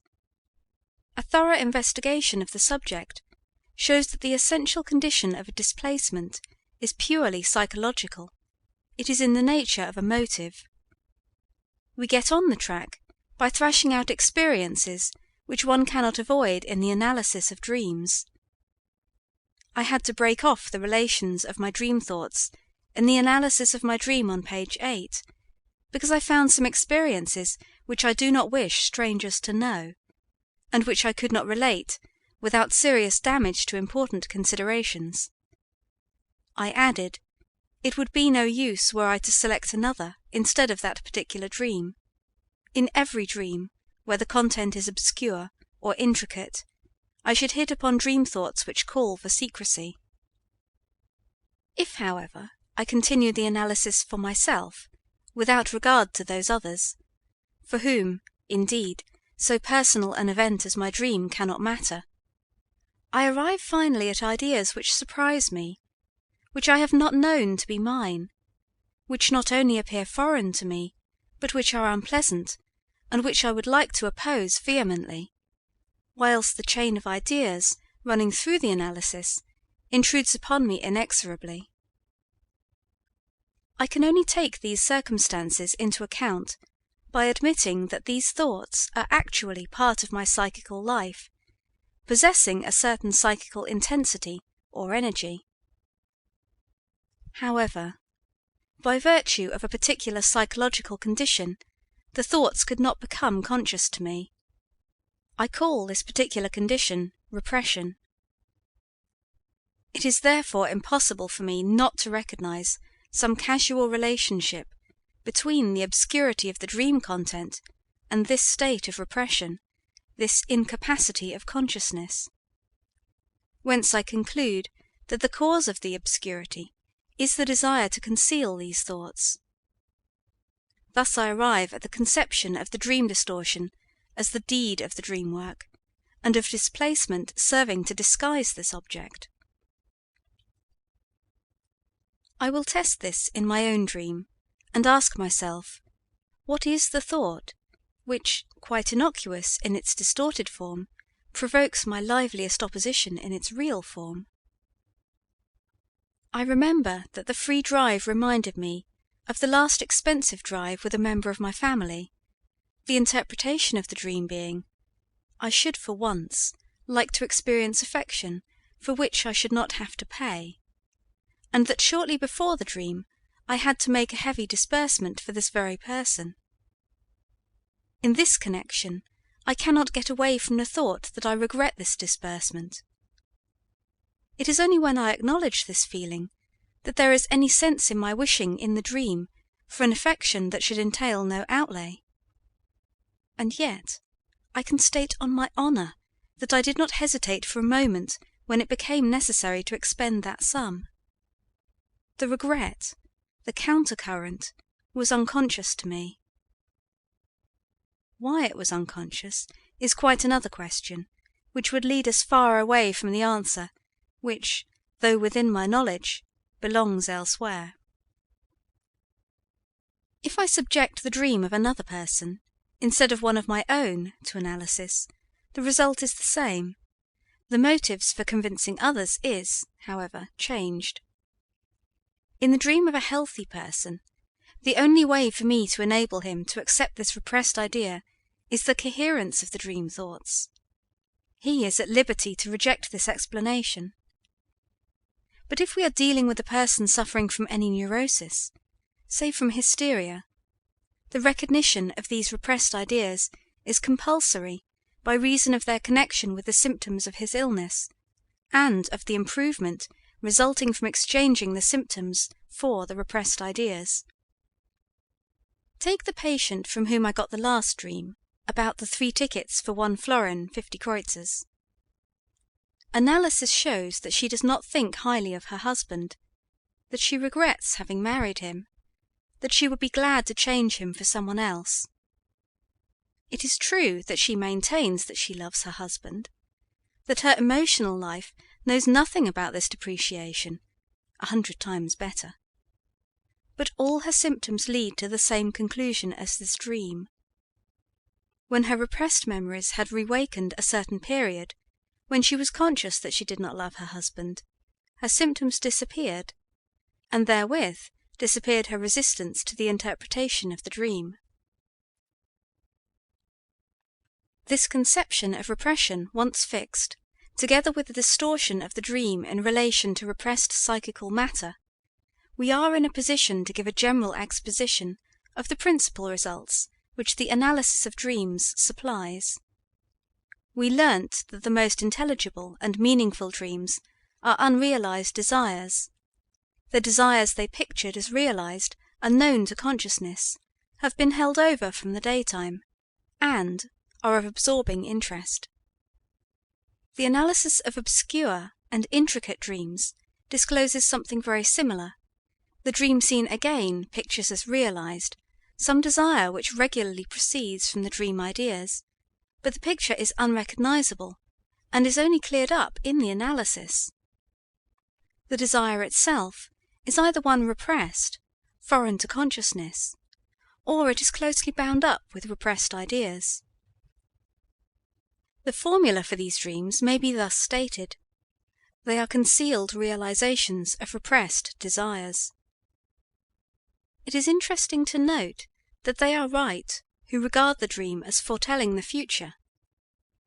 Although the future which the dream shows us is not that which will occur, but that which we would like to occur. Folk psychology proceeds here according to its wont. It believes what it wishes to believe.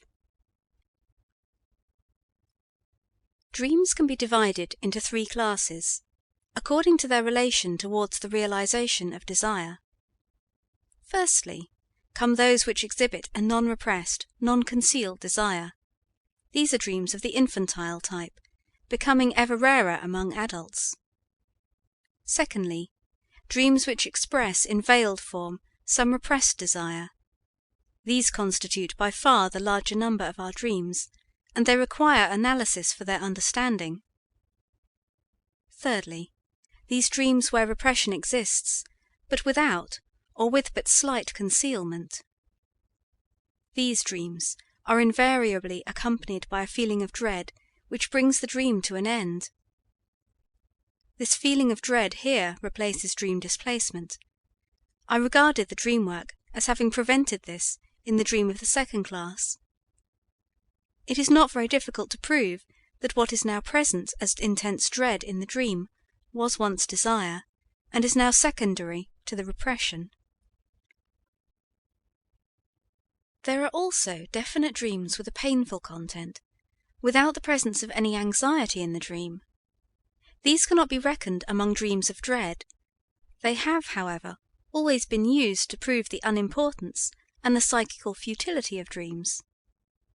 An analysis of such an example will show that it belongs to our second class of dreams, a perfectly concealed realization of repressed desires.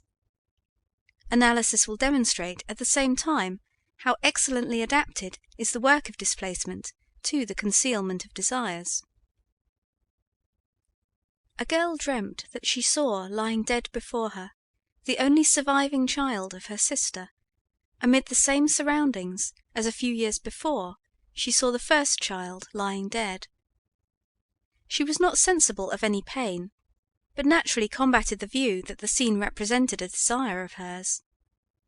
Nor was that view necessary. Years ago, it was at the funeral of the child that she had last seen and spoken to the man that she loved. Were the second child to die, she would be sure to meet this man again in her sister's house.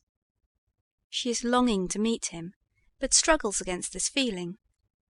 The day of the dream, she had taken a ticket for a lecture, which announced the presence of the man she always loved. The dream is simply a dream of impatience, common to those which happen before a journey, theatre, or simply anticipated pleasures. The longing is concealed by the shifting of the scene to the occasion where any joyous feeling were out of place, and yet where it did once exist. Note further that the emotional behavior in the dream is adapted, not to the displaced, but to the real but suppressed dream ideas. The scene anticipates the long-hoped-for meeting. There is here no call for painful emotions. There has hitherto been no occasion for philosophers to bestir themselves with a psychology of repression. We must be allowed to construct some clear conception as to the origin of dreams, as the first steps in this unknown territory. The scheme which we have formulated, not only from a study of dreams, is, it is true, already somewhat complicated, but we cannot find any simpler one that will suffice. We hold that our psychical apparatus contains two procedures for the construction of thoughts. The second one has the advantage that its products find an open path to consciousness, while the activity of the first procedure is unknown to itself, and can only arrive at consciousness through the second one. At the borderland of these two procedures, where the first passes over into the second, a censorship is established which only passes what pleases it, keeping back everything else. That which is rejected by the censorship is, according to our definition, in a state of repression. Under certain conditions, one of which is the sleeping state, the balance of power between the two procedures is so changed that what is repressed can no longer be kept back. In the sleeping state, this may possibly occur through the negligence of the censor. What has been hitherto repressed will now succeed in finding its way to consciousness. But as the censorship is never absent, but merely off guard, certain alterations must be conceded so as to placate it.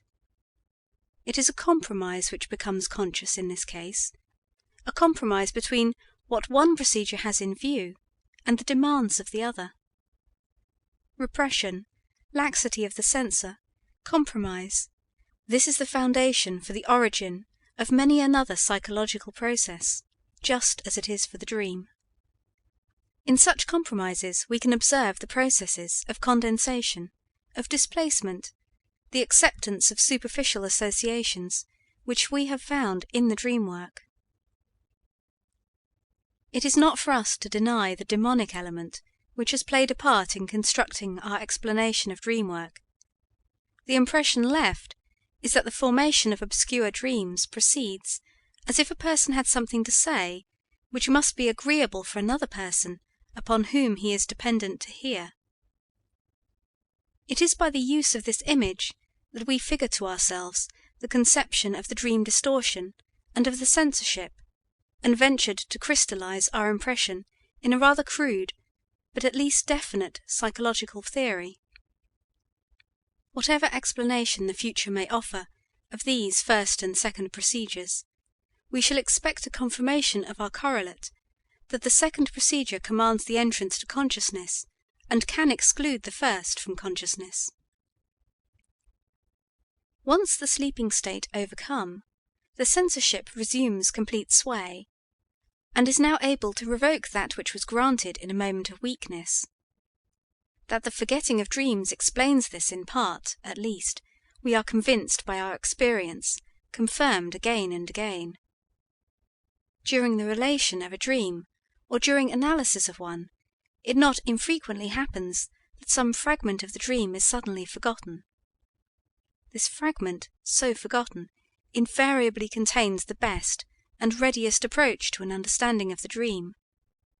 Probably that is why it sinks into oblivion, i.e., into a renewed suppression. Viewing the dream content as the representation of a realized desire, and referring its vagueness to the changes made by the censor in the repressed matter, it is no longer difficult to grasp the function of dreams. In fundamental contrast with those saws which assume that sleep is disturbed by dreams, we hold the dream as the guardian of sleep. So far as children's dreams are concerned, our view should find ready acceptance. The sleeping state, or the psychical change to sleep, whatsoever it be, is brought about by the child being sent to sleep, or compelled thereto by fatigue, only assisted by the removal of all stimuli which might open other objects to the psychical apparatus. The means which serve to keep external stimuli distant are known, but what are the means we can employ to depress the internal psychical stimuli which frustrate sleep? Look at a mother getting her child to sleep.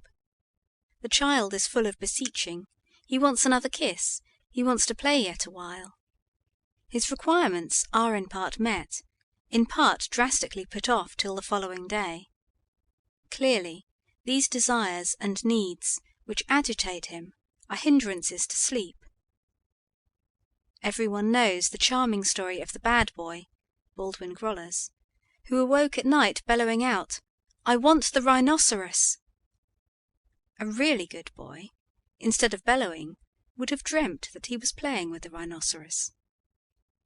Because the dream which realizes his desire is believed during sleep, it removes the desire and makes sleep possible. It cannot be denied that this belief accords with the dream image, because it is arrayed in the psychical appearance of probability. The child is without the capacity, which it will acquire later, to distinguish hallucinations or fantasies from reality. The adult has learnt this differentiation. He has also learnt the futility of desire, and by continuous practice manages to postpone his aspirations until they can be granted in some roundabout method by a change in the external world. For this reason, it is rare for him to have his wishes realized during sleep in the short psychical way. It is even possible that this never happens, and that everything which appears to us like a child's dream demands a much more elaborate explanation. Thus it is that, for adults, for every sane person without exception, a differentiation of the psychical matter has been fashioned which the child knew not. A psychical procedure has been reached which, informed by the experience of life, exercises with jealous power a dominating and restraining influence upon psychical emotions. By its relation to consciousness, and by its spontaneous mobility, it is endowed with the greatest means of psychical power. A portion of the infantile emotions has been withheld from this procedure as useless to life, and all the thoughts which flow from these are found in the state of repression. Whilst the procedure in which we recognize our normal ego reposes upon the desire for sleep, it appears compelled by the psychological conditions of sleep to abandon some of the energy with which it was wont during the day to keep down what was repressed. This neglect is really harmless. However much the emotions of the child's spirit may be stirred, they find the approach to consciousness rendered difficult, and that to movement blocked in consequence of the state of sleep. The danger of their disturbing sleep must, however, be avoided. Moreover, we must admit that even in deep sleep some amount of free attention is exerted as a protection against sense stimuli which might perchance make an awakening seem wiser than the continuance of sleep. Otherwise we could not explain the fact of our being always awakened by stimuli of certain quality. As the old physiologist Burdach pointed out, the mother is awakened by the whimpering of her child, the miller by the cessation of his mill, most people by gently calling out their names. This attention, thus on the alert, makes use of the internal stimuli arising from repressed desires, and fuses them into the dream, which as a compromise satisfies both procedures at the same time. The dream creates a form of psychical release for the wish, which is either suppressed or formed by the aid of repression, inasmuch as it presents it as realized. The other procedure is also satisfied, since the continuance of the sleep is assured. Our ego here gladly behaves like a child. It makes the dream pictures believable, saying, as it were, "Quite right, but let me sleep." The contempt which, once awakened, we bear the dream, and which rests upon the absurdity and apparent illogicality of the dream, is probably nothing but the reasoning of our sleeping ego on the feelings about what was repressed. With greater right, it should rest upon the incompetency of this disturber of our sleep. In sleep, we are now and then aware of this contempt. The dream content transcends the censorship rather too much. We think, "It's only a dream," and sleep on. It is no objection to this view if there are borderlines for the dream where its function, to preserve sleep from interruption, can no longer be maintained, as in the dreams of impending dread. It is here changed for another function, to suspend the sleep at the proper time. It acts like a conscientious night watchman, who first does his duty by quelling disturbances so as not to waken the citizen, but equally does his duty quite properly when he awakens the street should the causes of the trouble seem to him serious, and himself unable to cope with them alone. This function of dreams becomes especially well marked when there arises some incentive for the sense perception. That the senses aroused during sleep influence the dream is well known, and can be experimentally verified. It is one of the certain but much overestimated results of the medical investigation of dreams. Hitherto, there has been an insoluble riddle connected with this discovery. The stimulus to the sense, by which the investigator affects the sleeper, is not properly recognized in the dream, but is intermingled with a number of indefinite interpretations, whose determination appears left to psychical free will. There is, of course, no such psychical free will. To an external sense stimulus, the sleeper can react in many ways. Either he awakens, or he succeeds in sleeping on. In the latter case, he can make use of the dream to dismiss the external stimulus, and this, again, in more ways than one. For instance, he can stay the stimulus by dreaming of a scene which is absolutely intolerable to him. This was the means used by one who was troubled by a painful perineal abscess. He dreamt that he was on horseback, and made use of the poultice, which was intended to alleviate his pain, as a saddle, and thus got away from the cause of the trouble. Or, as is more frequently the case, the external stimulus undergoes a new rendering, which leads him to connect it with a repressed desire seeking its realization, and robs him of its reality, and is treated as if it were part of the psychical matter. Thus, someone dreamt that he had written a comedy which embodied a definite motif. It was being performed. The first act was over amid enthusiastic applause. There was great clapping. At this moment, the dreamer must have succeeded in prolonging his sleep despite the disturbance, for when he woke he no longer heard the noise. He concluded rightly that someone must have been beating a carpet or bed. The dreams which come with a loud noise just before waking have all attempted to cover the stimulus to waking by some other explanation, and thus to prolong the sleep for a little while. Whosoever has firmly accepted this censorship as the chief motive for the distortion of dreams will not be surprised to learn, as the result of dream interpretation, that most of the dreams of adults are traced by analysis to erotic desires. This assertion is not drawn from dreams obviously of a sexual nature, which are known to all dreamers from their own experience, and are the only ones usually described as sexual dreams. These dreams are ever sufficiently mysterious, by reason of the choice of persons who are made the objects of sex, the removal of all the barriers which cry halt to the dreamer's sexual needs in his waking state, the many strange reminders as to details of what are called perversions. But analysis discovers that, in many other dreams, in whose manifest content nothing erotic can be found, the work of interpretation shows them up as, in reality, realization of sexual desires, whilst on the other hand, that much of the thought-making while awake, the thoughts saved us as surplus from the day only, reaches presentation in dreams with the help of repressed erotic desires.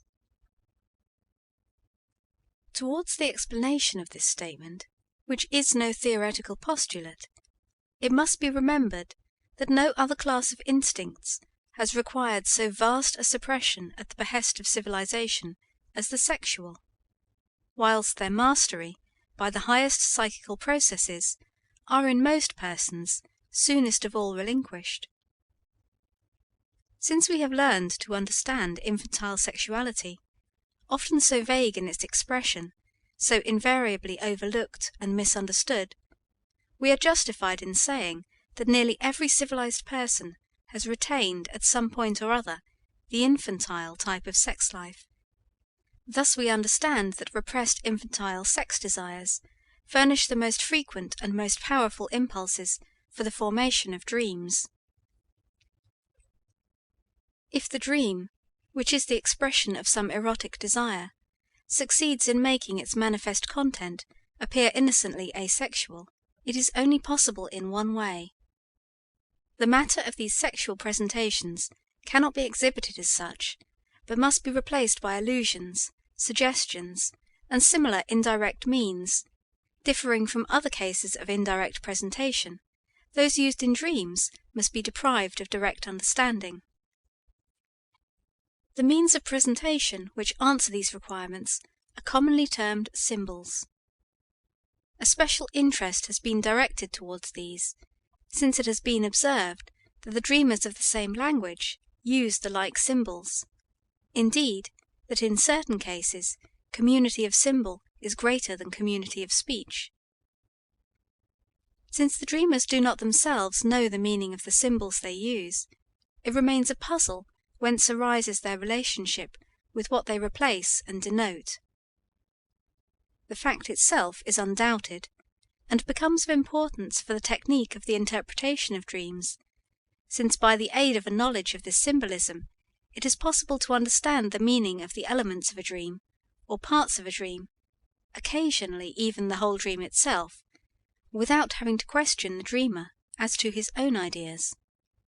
We thus come near to the popular idea of an interpretation of dreams, and, on the other hand, possess again the technique of the ancients, among whom the interpretation of dreams was identical with their explanation through symbolism.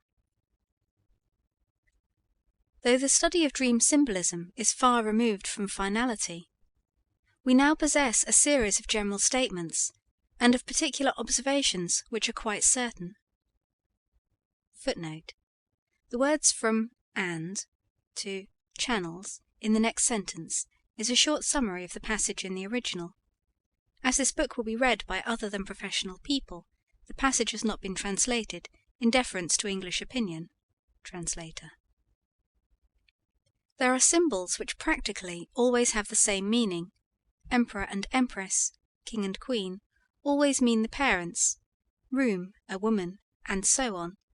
The sexes are represented by a great variety of symbols, many of which would be at first quite incomprehensible, had not the clues to the meaning been often obtained through other channels. There are symbols of universal circulation, found in all dreamers, of one range of speech and culture. There are others of the narrowest individual significance which an individual has built up out of his own material. In the first class, those can be differentiated whose claim can at once be recognized by the replacement of sexual things in common speech, those, for instance, arising from agriculture as reproduction, seed; from others whose sexual references appear to reach back to the earliest times and to the obscurest depths of our image building. The power of building symbols in both these special forms of symbols has not died out. Recently discovered things, like the airship, are at once brought into universal use as sex symbols. It would be quite an error to suppose that a profounder knowledge of dream symbolism, the language of dreams, would make us independent of questioning the dreamer regarding his impressions about the dream, and would give us back the whole technique of ancient dream interpreters. Apart from individual symbols and the variations in the use of what is general, one never knows whether an element in the dream is to be understood symbolically or in its proper meaning. The whole content of the dream is certainly not to be interpreted symbolically. The knowledge of dream symbols will only help us in understanding portions of the dream content, and does not render the use of the technical rules previously given at all superfluous. But it must be of the greatest service in interpreting a dream, just when the impressions of the dreamer are withheld or are insufficient. Dream symbolism proves also indispensable for understanding the so-called typical dreams, and the dreams that repeat themselves. Dream symbolism leads us far beyond the dream. It does not belong only to dreams, but is likewise dominant in legend, myth, and saga, in wit, and in folklore. It compels us to pursue the inner meaning of the dream in these productions. But we must acknowledge that symbolism is not a result of the dream work, but is a peculiarity, probably of our unconscious thinking, which furnishes to the dream work the matter for condensation, displacement, and dramatization. End of Chapter 3. Chapter 4. Dream Analysis.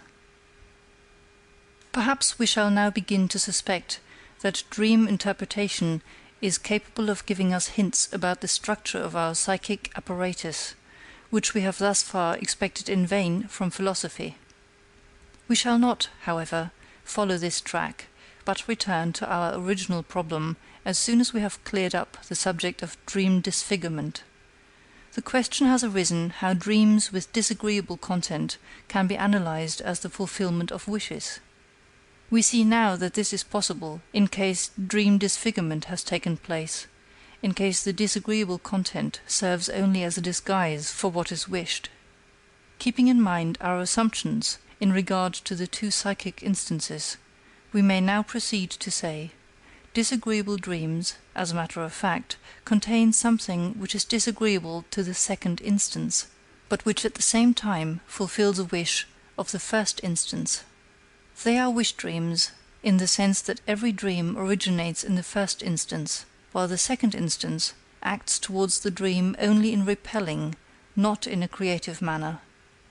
If we limit ourselves to a consideration of what the second instance contributes to the dream, we can never understand the dream.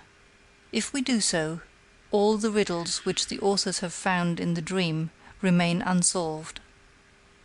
That the dream actually has a secret meaning, which turns out to be the fulfillment of a wish, must be proved afresh for every case by means of an analysis. I therefore select several dreams which have painful contents and attempt an analysis of them. They are partly dreams of hysterical subjects, which require long preliminary statements, and now and then also an examination of the psychic processes which occur in hysteria. I cannot, however, avoid this added difficulty in the exposition. When I give a psychoneurotic patient analytic treatment, dreams are always, as I have said, the subject of our discussion. It must, therefore, give him all the psychological explanations, through whose aid I myself have come to an understanding of his symptoms, and here I undergo an unsparing criticism, which is perhaps not less keen than that I must expect from my colleagues. Contradiction of the thesis that all dreams are the fulfillments of wishes is raised by my patients with perfect regularity. Here are several examples of the dream material which is offered me to refute this position. "You always tell me that the dream is a wish fulfilled," begins a clever lady patient. "Now I shall tell you a dream in which the content is quite the opposite, in which a wish of mine is not fulfilled. How do you reconcile that with your theory?" The dream is as follows. I want to give a supper, but having nothing at hand except some smoked salmon, I think of going marketing, but I remember that it is Sunday afternoon, when all the shops are closed. I next try to telephone to some caterers, but the telephone is out of order. Thus I must resign my wish to give a supper. I answer, of course, that only the analysis can decide the meaning of this dream, although I admit that at first sight it seems sensible and coherent, and looks like the opposite of a wish fulfillment. But what occurrence has given rise to this dream? I ask. You know that the stimulus for a dream always lies among the experiences of the preceding day. Analysis. The husband of the patient, an upright and conscientious wholesale butcher, had told her the day before that he is growing too fat, and that he must, therefore, begin treatment for obesity. He was going to get up early, take exercise, keep to a strict diet, and above all accept no more invitations to suppers.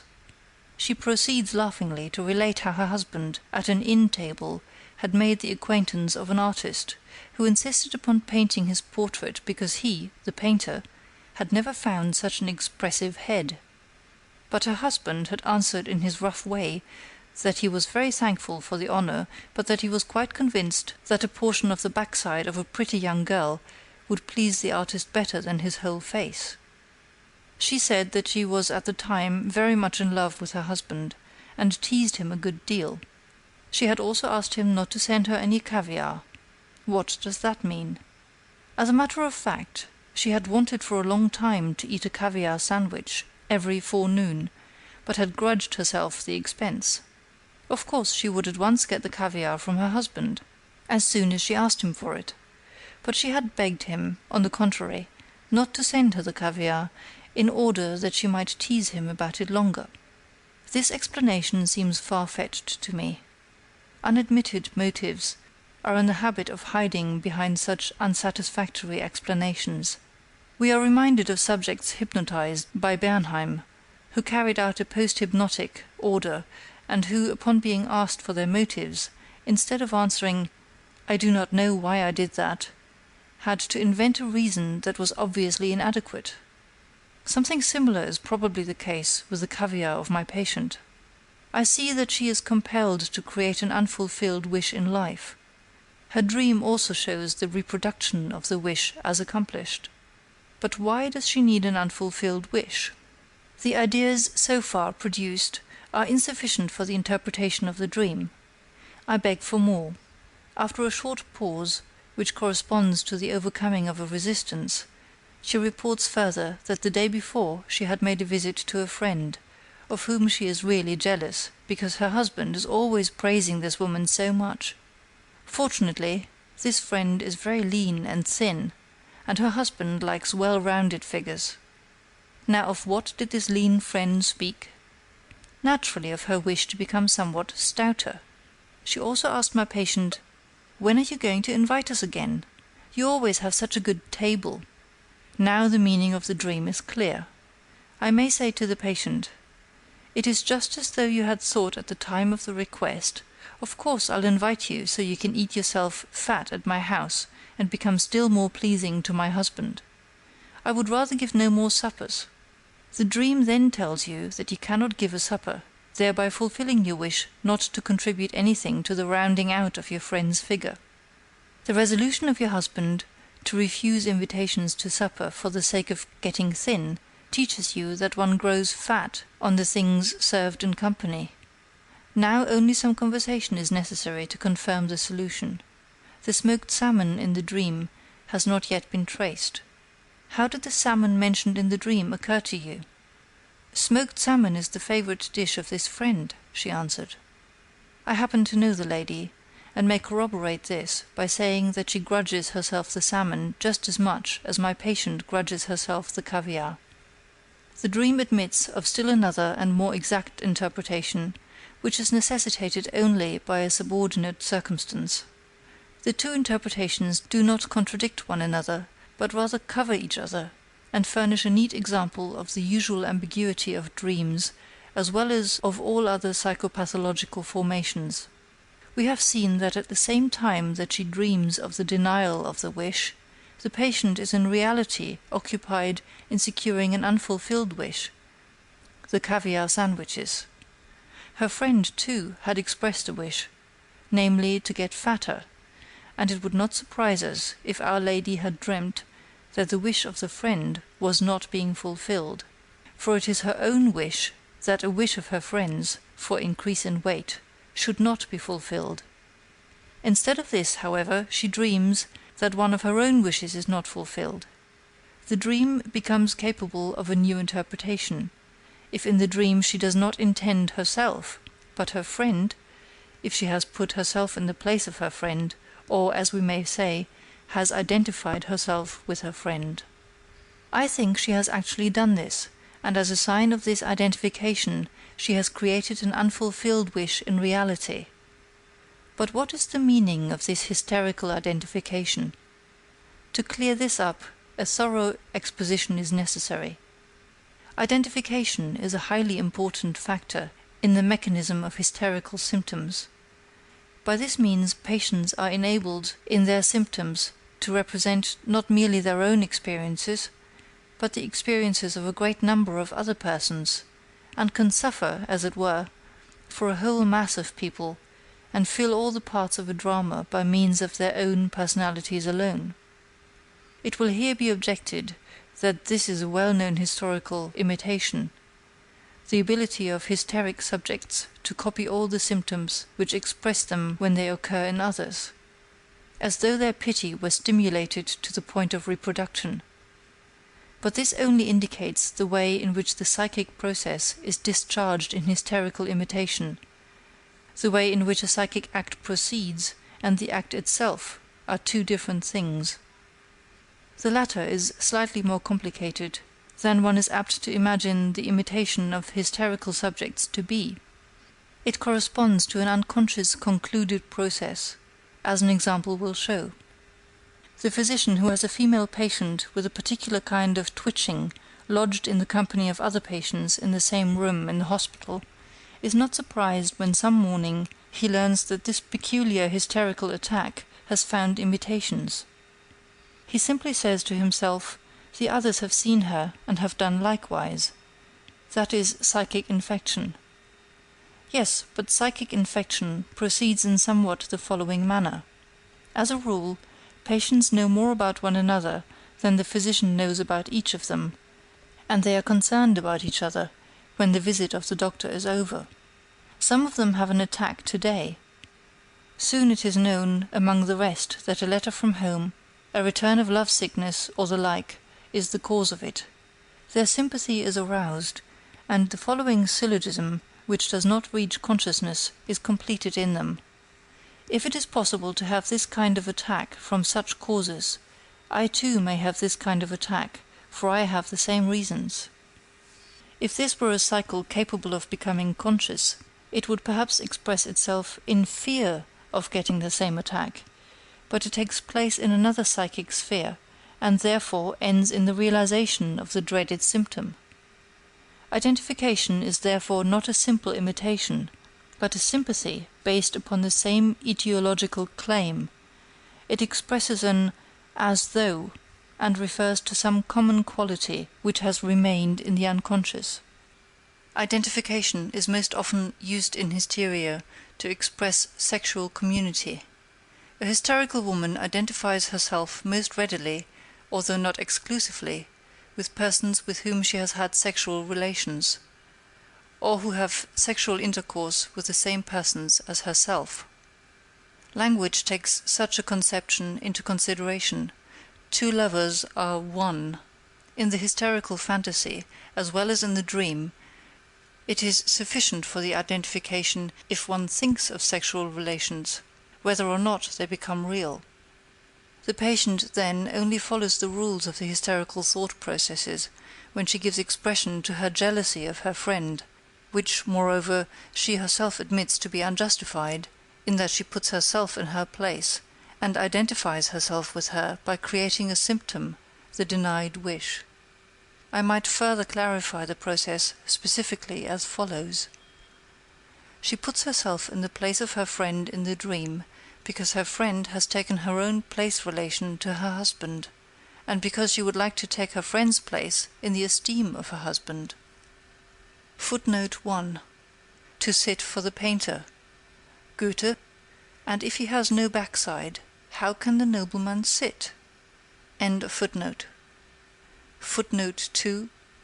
I myself regret the introduction of such passages from the psychopathology of hysteria, which, because of their fragmentary representation, and of being torn from all connection with the subject, cannot have a very enlightening influence. If these passages are capable of throwing light upon the intimate relations between the dream and the psychoneurosis, they have served the purpose for which I have taken them up. End of footnote. The contradiction to my theory of dreams, in the case of another female patient, the most witty among all my dreamers, was solved in a simpler manner, although according to the scheme that a non-fulfillment of one wish signifies the fulfillment of another. I had one day explained to her that the dream is a wish of fulfillment. The next day she brought me a dream to the effect that she was travelling with her mother-in-law to their common summer resort. Now I knew that she had struggled violently against spending the summer in the neighbourhood of her mother-in-law. I also knew that she had luckily avoided her mother-in-law by renting an estate in a far distant country resort. Now the dream reversed this wished-for solution. Was not this in the flattest contradiction to my theory of wish-fulfillment in the dream? Certainly it was only necessary to draw the inferences from this dream in order to get at its interpretation. According to this dream, I was in the wrong. It was thus her wish that I should be in the wrong, and this wish the dream showed her as fulfilled. But the wish that I should be in the wrong, which was fulfilled in the theme of the country home, referred to a more serious matter. At the time that I had made up my mind, from this material furnished by her analysis, that something of significance for her illness must have occurred at a certain time in her life. At that time I had made up my mind, from the material furnished by her analysis, that something of significance for her illness must have occurred at a certain time in her life. She had denied it because it was not present in her memory. We soon came to see that I was in the right. Her wish that I should be in the wrong, which is transformed into the dream, thus corresponded to the justifiable wish that those things which at the time had only been suspected had never occurred at all. Without an analysis, and merely by means of an assumption, I took the liberty of interpreting a little occurrence in the case of a friend, who had been my colleague through the 8 classes of the gymnasium. He once heard a lecture of mine delivered to a small assemblage, on the novel subject of the dream as the fulfillment of a wish. He went home, dreamt that he had lost all his suits (he was a lawyer), and then complained to me about it. I took refuge in the evasion.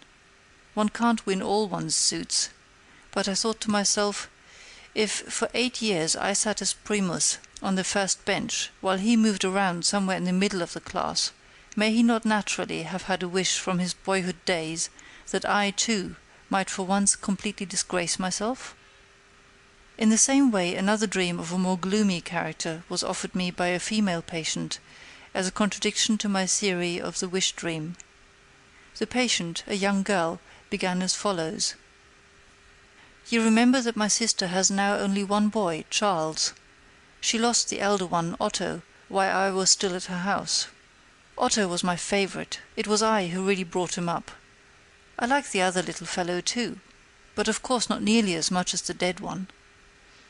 Now I dreamt last night that I saw Charles lying dead before me.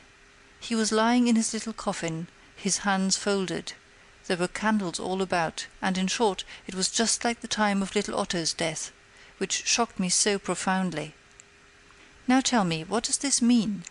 You know me, am I really bad enough to wish my sister to lose the only child she has left? Or does the dream mean that I wish Charles to be dead rather than Otto, whom I like so much better? I assured her that this interpretation was impossible. After some reflection I was able to give her the interpretation of the dream, which I subsequently made her confirm. Having become an orphan at an early age, the girl had been brought up in the house of a much older sister, and had met among the friends and visitors who came to the house a man who made a lasting impression upon her heart. It looked for a time as though these barely expressed relations were to end in marriage, but this happy culmination was frustrated by the sister, whose motives have never found a complete explanation. After the break, the man who was loved by our patient avoided the house. She herself became independent some time after little Otto's death, to whom her affection had now turned. But she did not succeed in freeing herself from the inclination for her sister's friend, in which she had become involved. Her pride commanded her to avoid him, but it was impossible for her to transfer her love to the other suitors who presented themselves in order. Whenever the man whom she loved, who was a member of the literary profession, announced a lecture anywhere, she was sure to be found in the audience. She also seized every other opportunity to see him from a distance, unobserved by him. I remembered that on the day before she had told me that the professor was going to a certain concert, and that she was also going there in order to enjoy the sight of him. This was on the day of the dream, and the concert was to take place on the day on which she told me the dream. I could now easily see the correct interpretation, and I asked her whether she could think of any event which had happened after the death of little Otto. She answered immediately, "Certainly, at the time the professor returned after a long absence, and I saw him once more beside the coffin of little Otto." It was exactly as I had expected. I interpreted the dream in the following manner. If now the other boy were to die, the same thing would be repeated. He would spend the day with your sister, the professor would surely come in order to offer condolence, and you would see him again under the same circumstances as at that time. The dream signifies nothing but this wish of yours to see him again, against which you are fighting inwardly. I know that you are carrying the ticket for today's concert in your bag. Your dream is a dream of impatience. It has anticipated the meeting which is to take place today by several hours. In order to disguise her wish, she had obviously selected a situation in which wishes of that sort are commonly suppressed, a situation which is so filled with sorrow that love is not thought of. And yet it is very easily probable that even in the actual situation at the bier of the second, more dearly loved boy, which the dream copied faithfully, she had not been able to suppress her feelings of affection for the visitor whom she had missed for so long a time.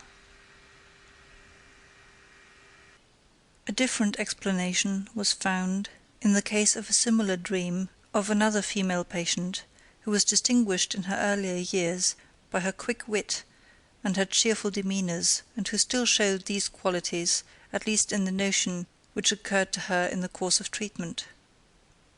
In connection with a longer dream, it seemed to this lady that she saw her 15-year-old daughter lying dead before her in a box. She was strongly inclined to convert this dream image into an objection to the theory of wish fulfillment, but herself suspected that the detail of the box must lead to a different conception of the dream. Footnote: something like the smoked salmon in the dream of the deferred supper. End of footnote.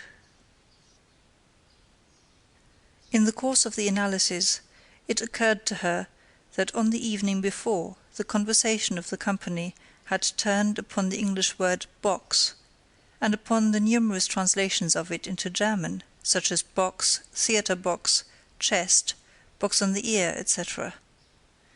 From other components of the same dream, it is now possible to add that the lady had guessed the relationship between the English word box and the German Büchse, and had then been haunted by the memory that Büchse, as well as box, is used in vulgar speech to designate the female genital organ. It was therefore possible, making a certain allowance for her notions on the subject of topographical anatomy, to assume that the child in the box signified a child in the womb of the mother. At this stage of the explanation she no longer denied that the picture of the dream really corresponded to one of her wishes. Like so many other young women, she was by no means happy when she became pregnant, and admitted to me more than once the wish that her child might die before its birth. In a fit of anger following a violent scene with her husband, she had even struck her abdomen with her fists in order to hit the child within. The dead child was, therefore, really a fulfillment of a wish, but a wish which had been put aside for 15 years, and it is not surprising that the fulfillment of the wish was no longer recognized after so long an interval, for there had been many changes meanwhile. The group of dreams to which the two last mentioned belong, having as content the death of beloved relatives, will be considered again under the head of typical dreams. I shall there be able to show by new examples that in spite of their undesirable content, all these dreams must be interpreted as wish fulfillments. In the following dream, which again was told me in order to deter me from a hasty generalization of the theory of wishing in dreams, I am indebted not to a patient, but to an intelligent jurist of my acquaintance. I dream, my informant tells me, that I am walking in front of my house with a lady on my arm. Here a closed wagon is waiting, a gentleman steps up to me, gives his authority as an agent of the police, and demands that I should follow him. I only ask for time in which to arrange my affairs. Can you possibly suppose this is a wish of mine to be arrested? Of course not, I must admit. Do you happen to know upon which charge you were arrested? Yes, I believe for infanticide. Infanticide? But you know that only a mother can commit this crime upon her newly born child. That is true. Footnote. It often happens that a dream is told incompletely, and that a recollection of the omitted portions appear only in the course of the analysis. These portions subsequently fitted in regularly furnish the key to the interpretation. Compare below about forgetting in dreams. End of footnote. And under what circumstances did you dream? What happened on the evening before? I would rather not tell you that, it's a delicate matter. But I must have it, otherwise we must forego the interpretation of the dream. Well then, I will tell you. I spent the night not at home, but at the house of a lady who means very much to me. When we awoke in the morning, something again passed between us. Then I went to sleep again and dreamt what I have told you. The woman is married? Yes. And you do not wish her to conceive a child? No, that might betray us. Then you do not practice normal coitus? I'd take the precaution to withdraw before ejaculation. Am I permitted to assume that you did this trick several times during the night, and that in the morning you were not quite sure whether you had succeeded? That might be the case. Then your dream is the fulfillment of a wish. By means of it, you secure the assurance that you have not begotten a child, or, what amounts to the same thing, that you have killed a child. I can easily demonstrate the connecting links.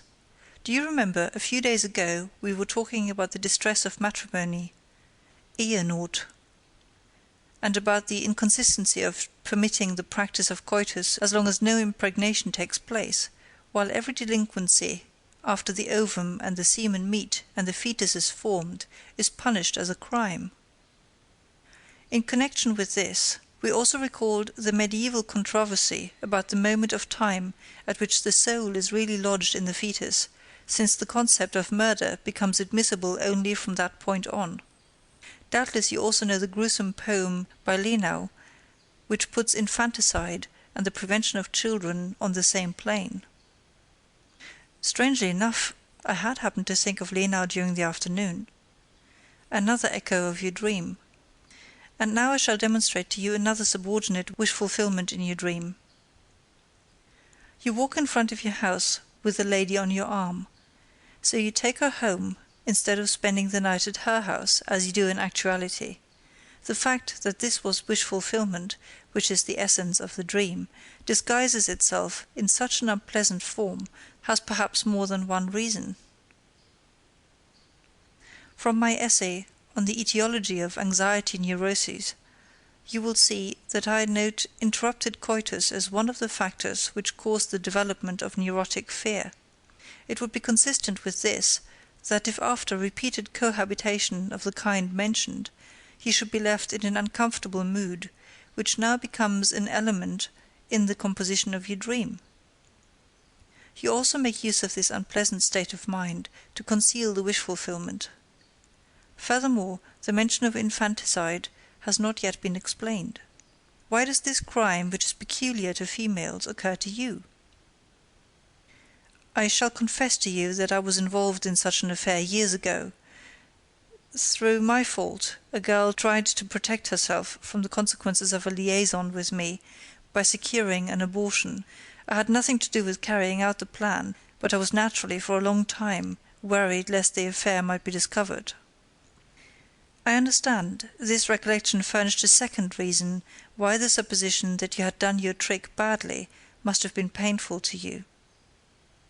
A young physician, who had heard this dream of my colleague when it was told, must have felt implicated by it, for he hastened to imitate it in a dream of his own, applying its mode of thinking to another subject.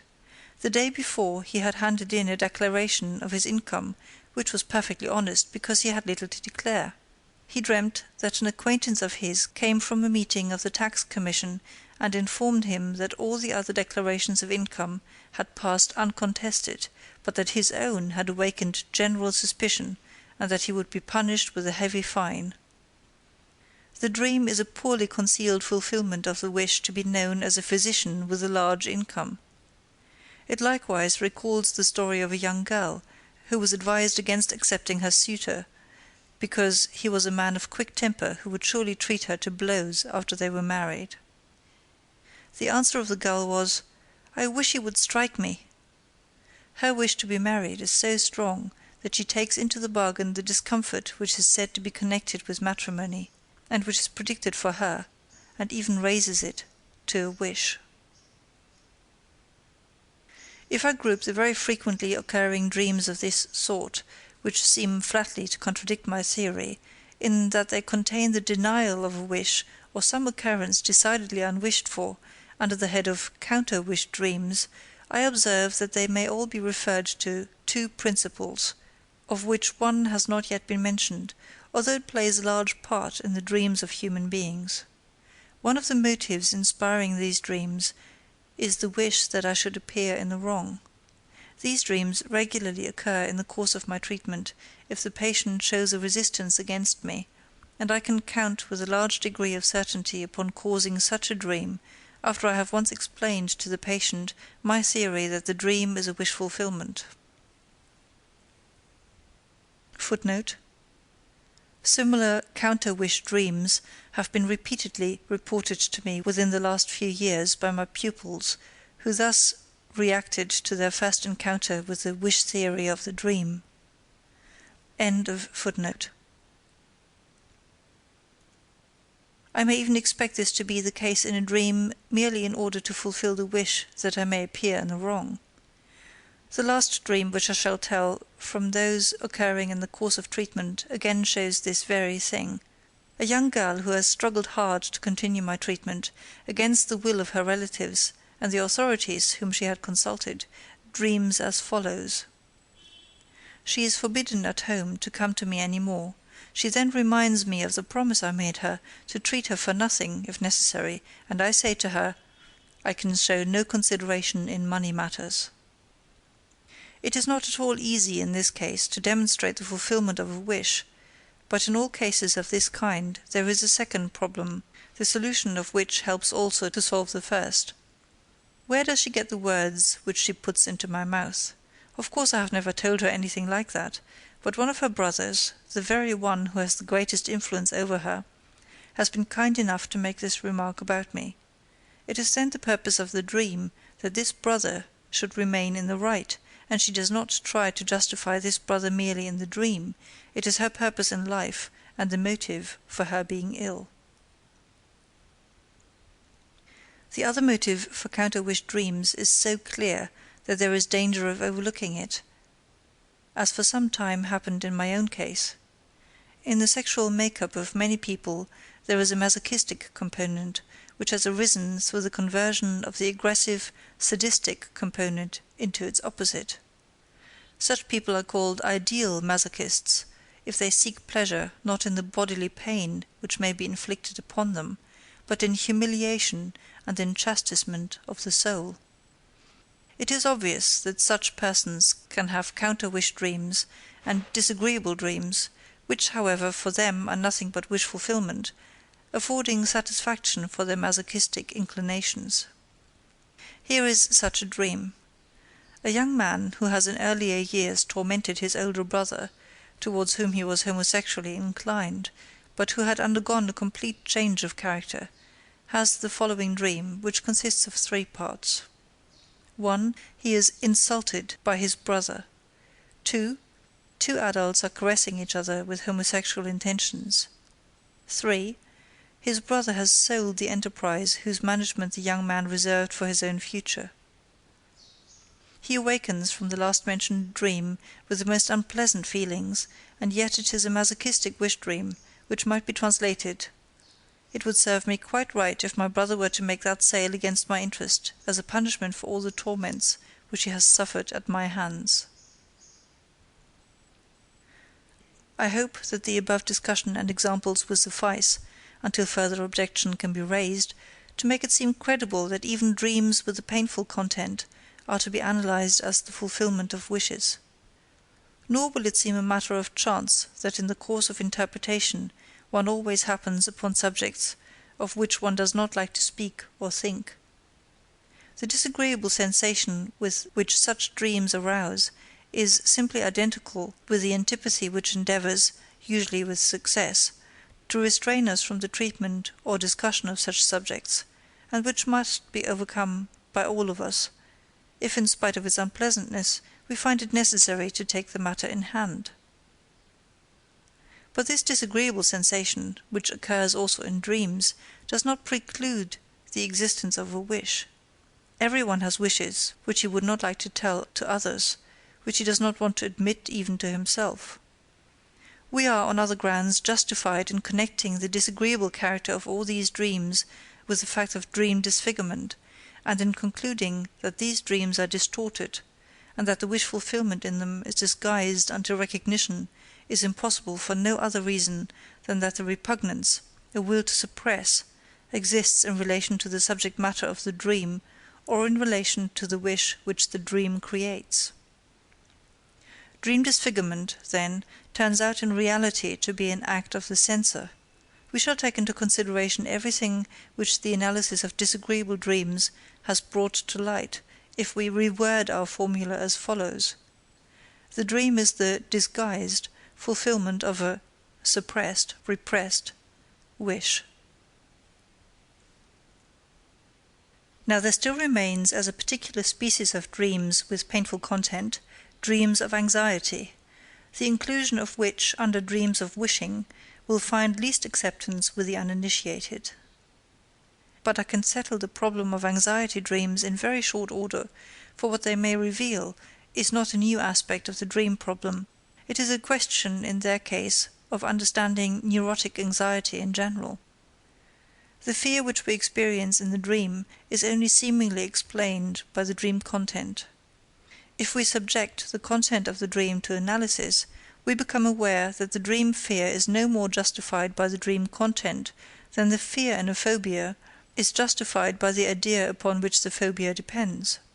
For example, it is true that it is possible to fall out of a window, and that some care must be exercised when one is near a window, but it is inexplicable why the anxiety in the corresponding phobia is so great, and why it follows its victims to an extent so much greater than is warranted by its origin. The same explanation, then, which applies to the phobia, applies also to the dream of anxiety. In both cases, the anxiety is only superficially attached to the idea which accompanies it and comes from another source. On account of the intimate relation of dream fear to neurotic fear, discussion of the former obliges me to refer to the latter. In a little essay on the anxiety neurosis,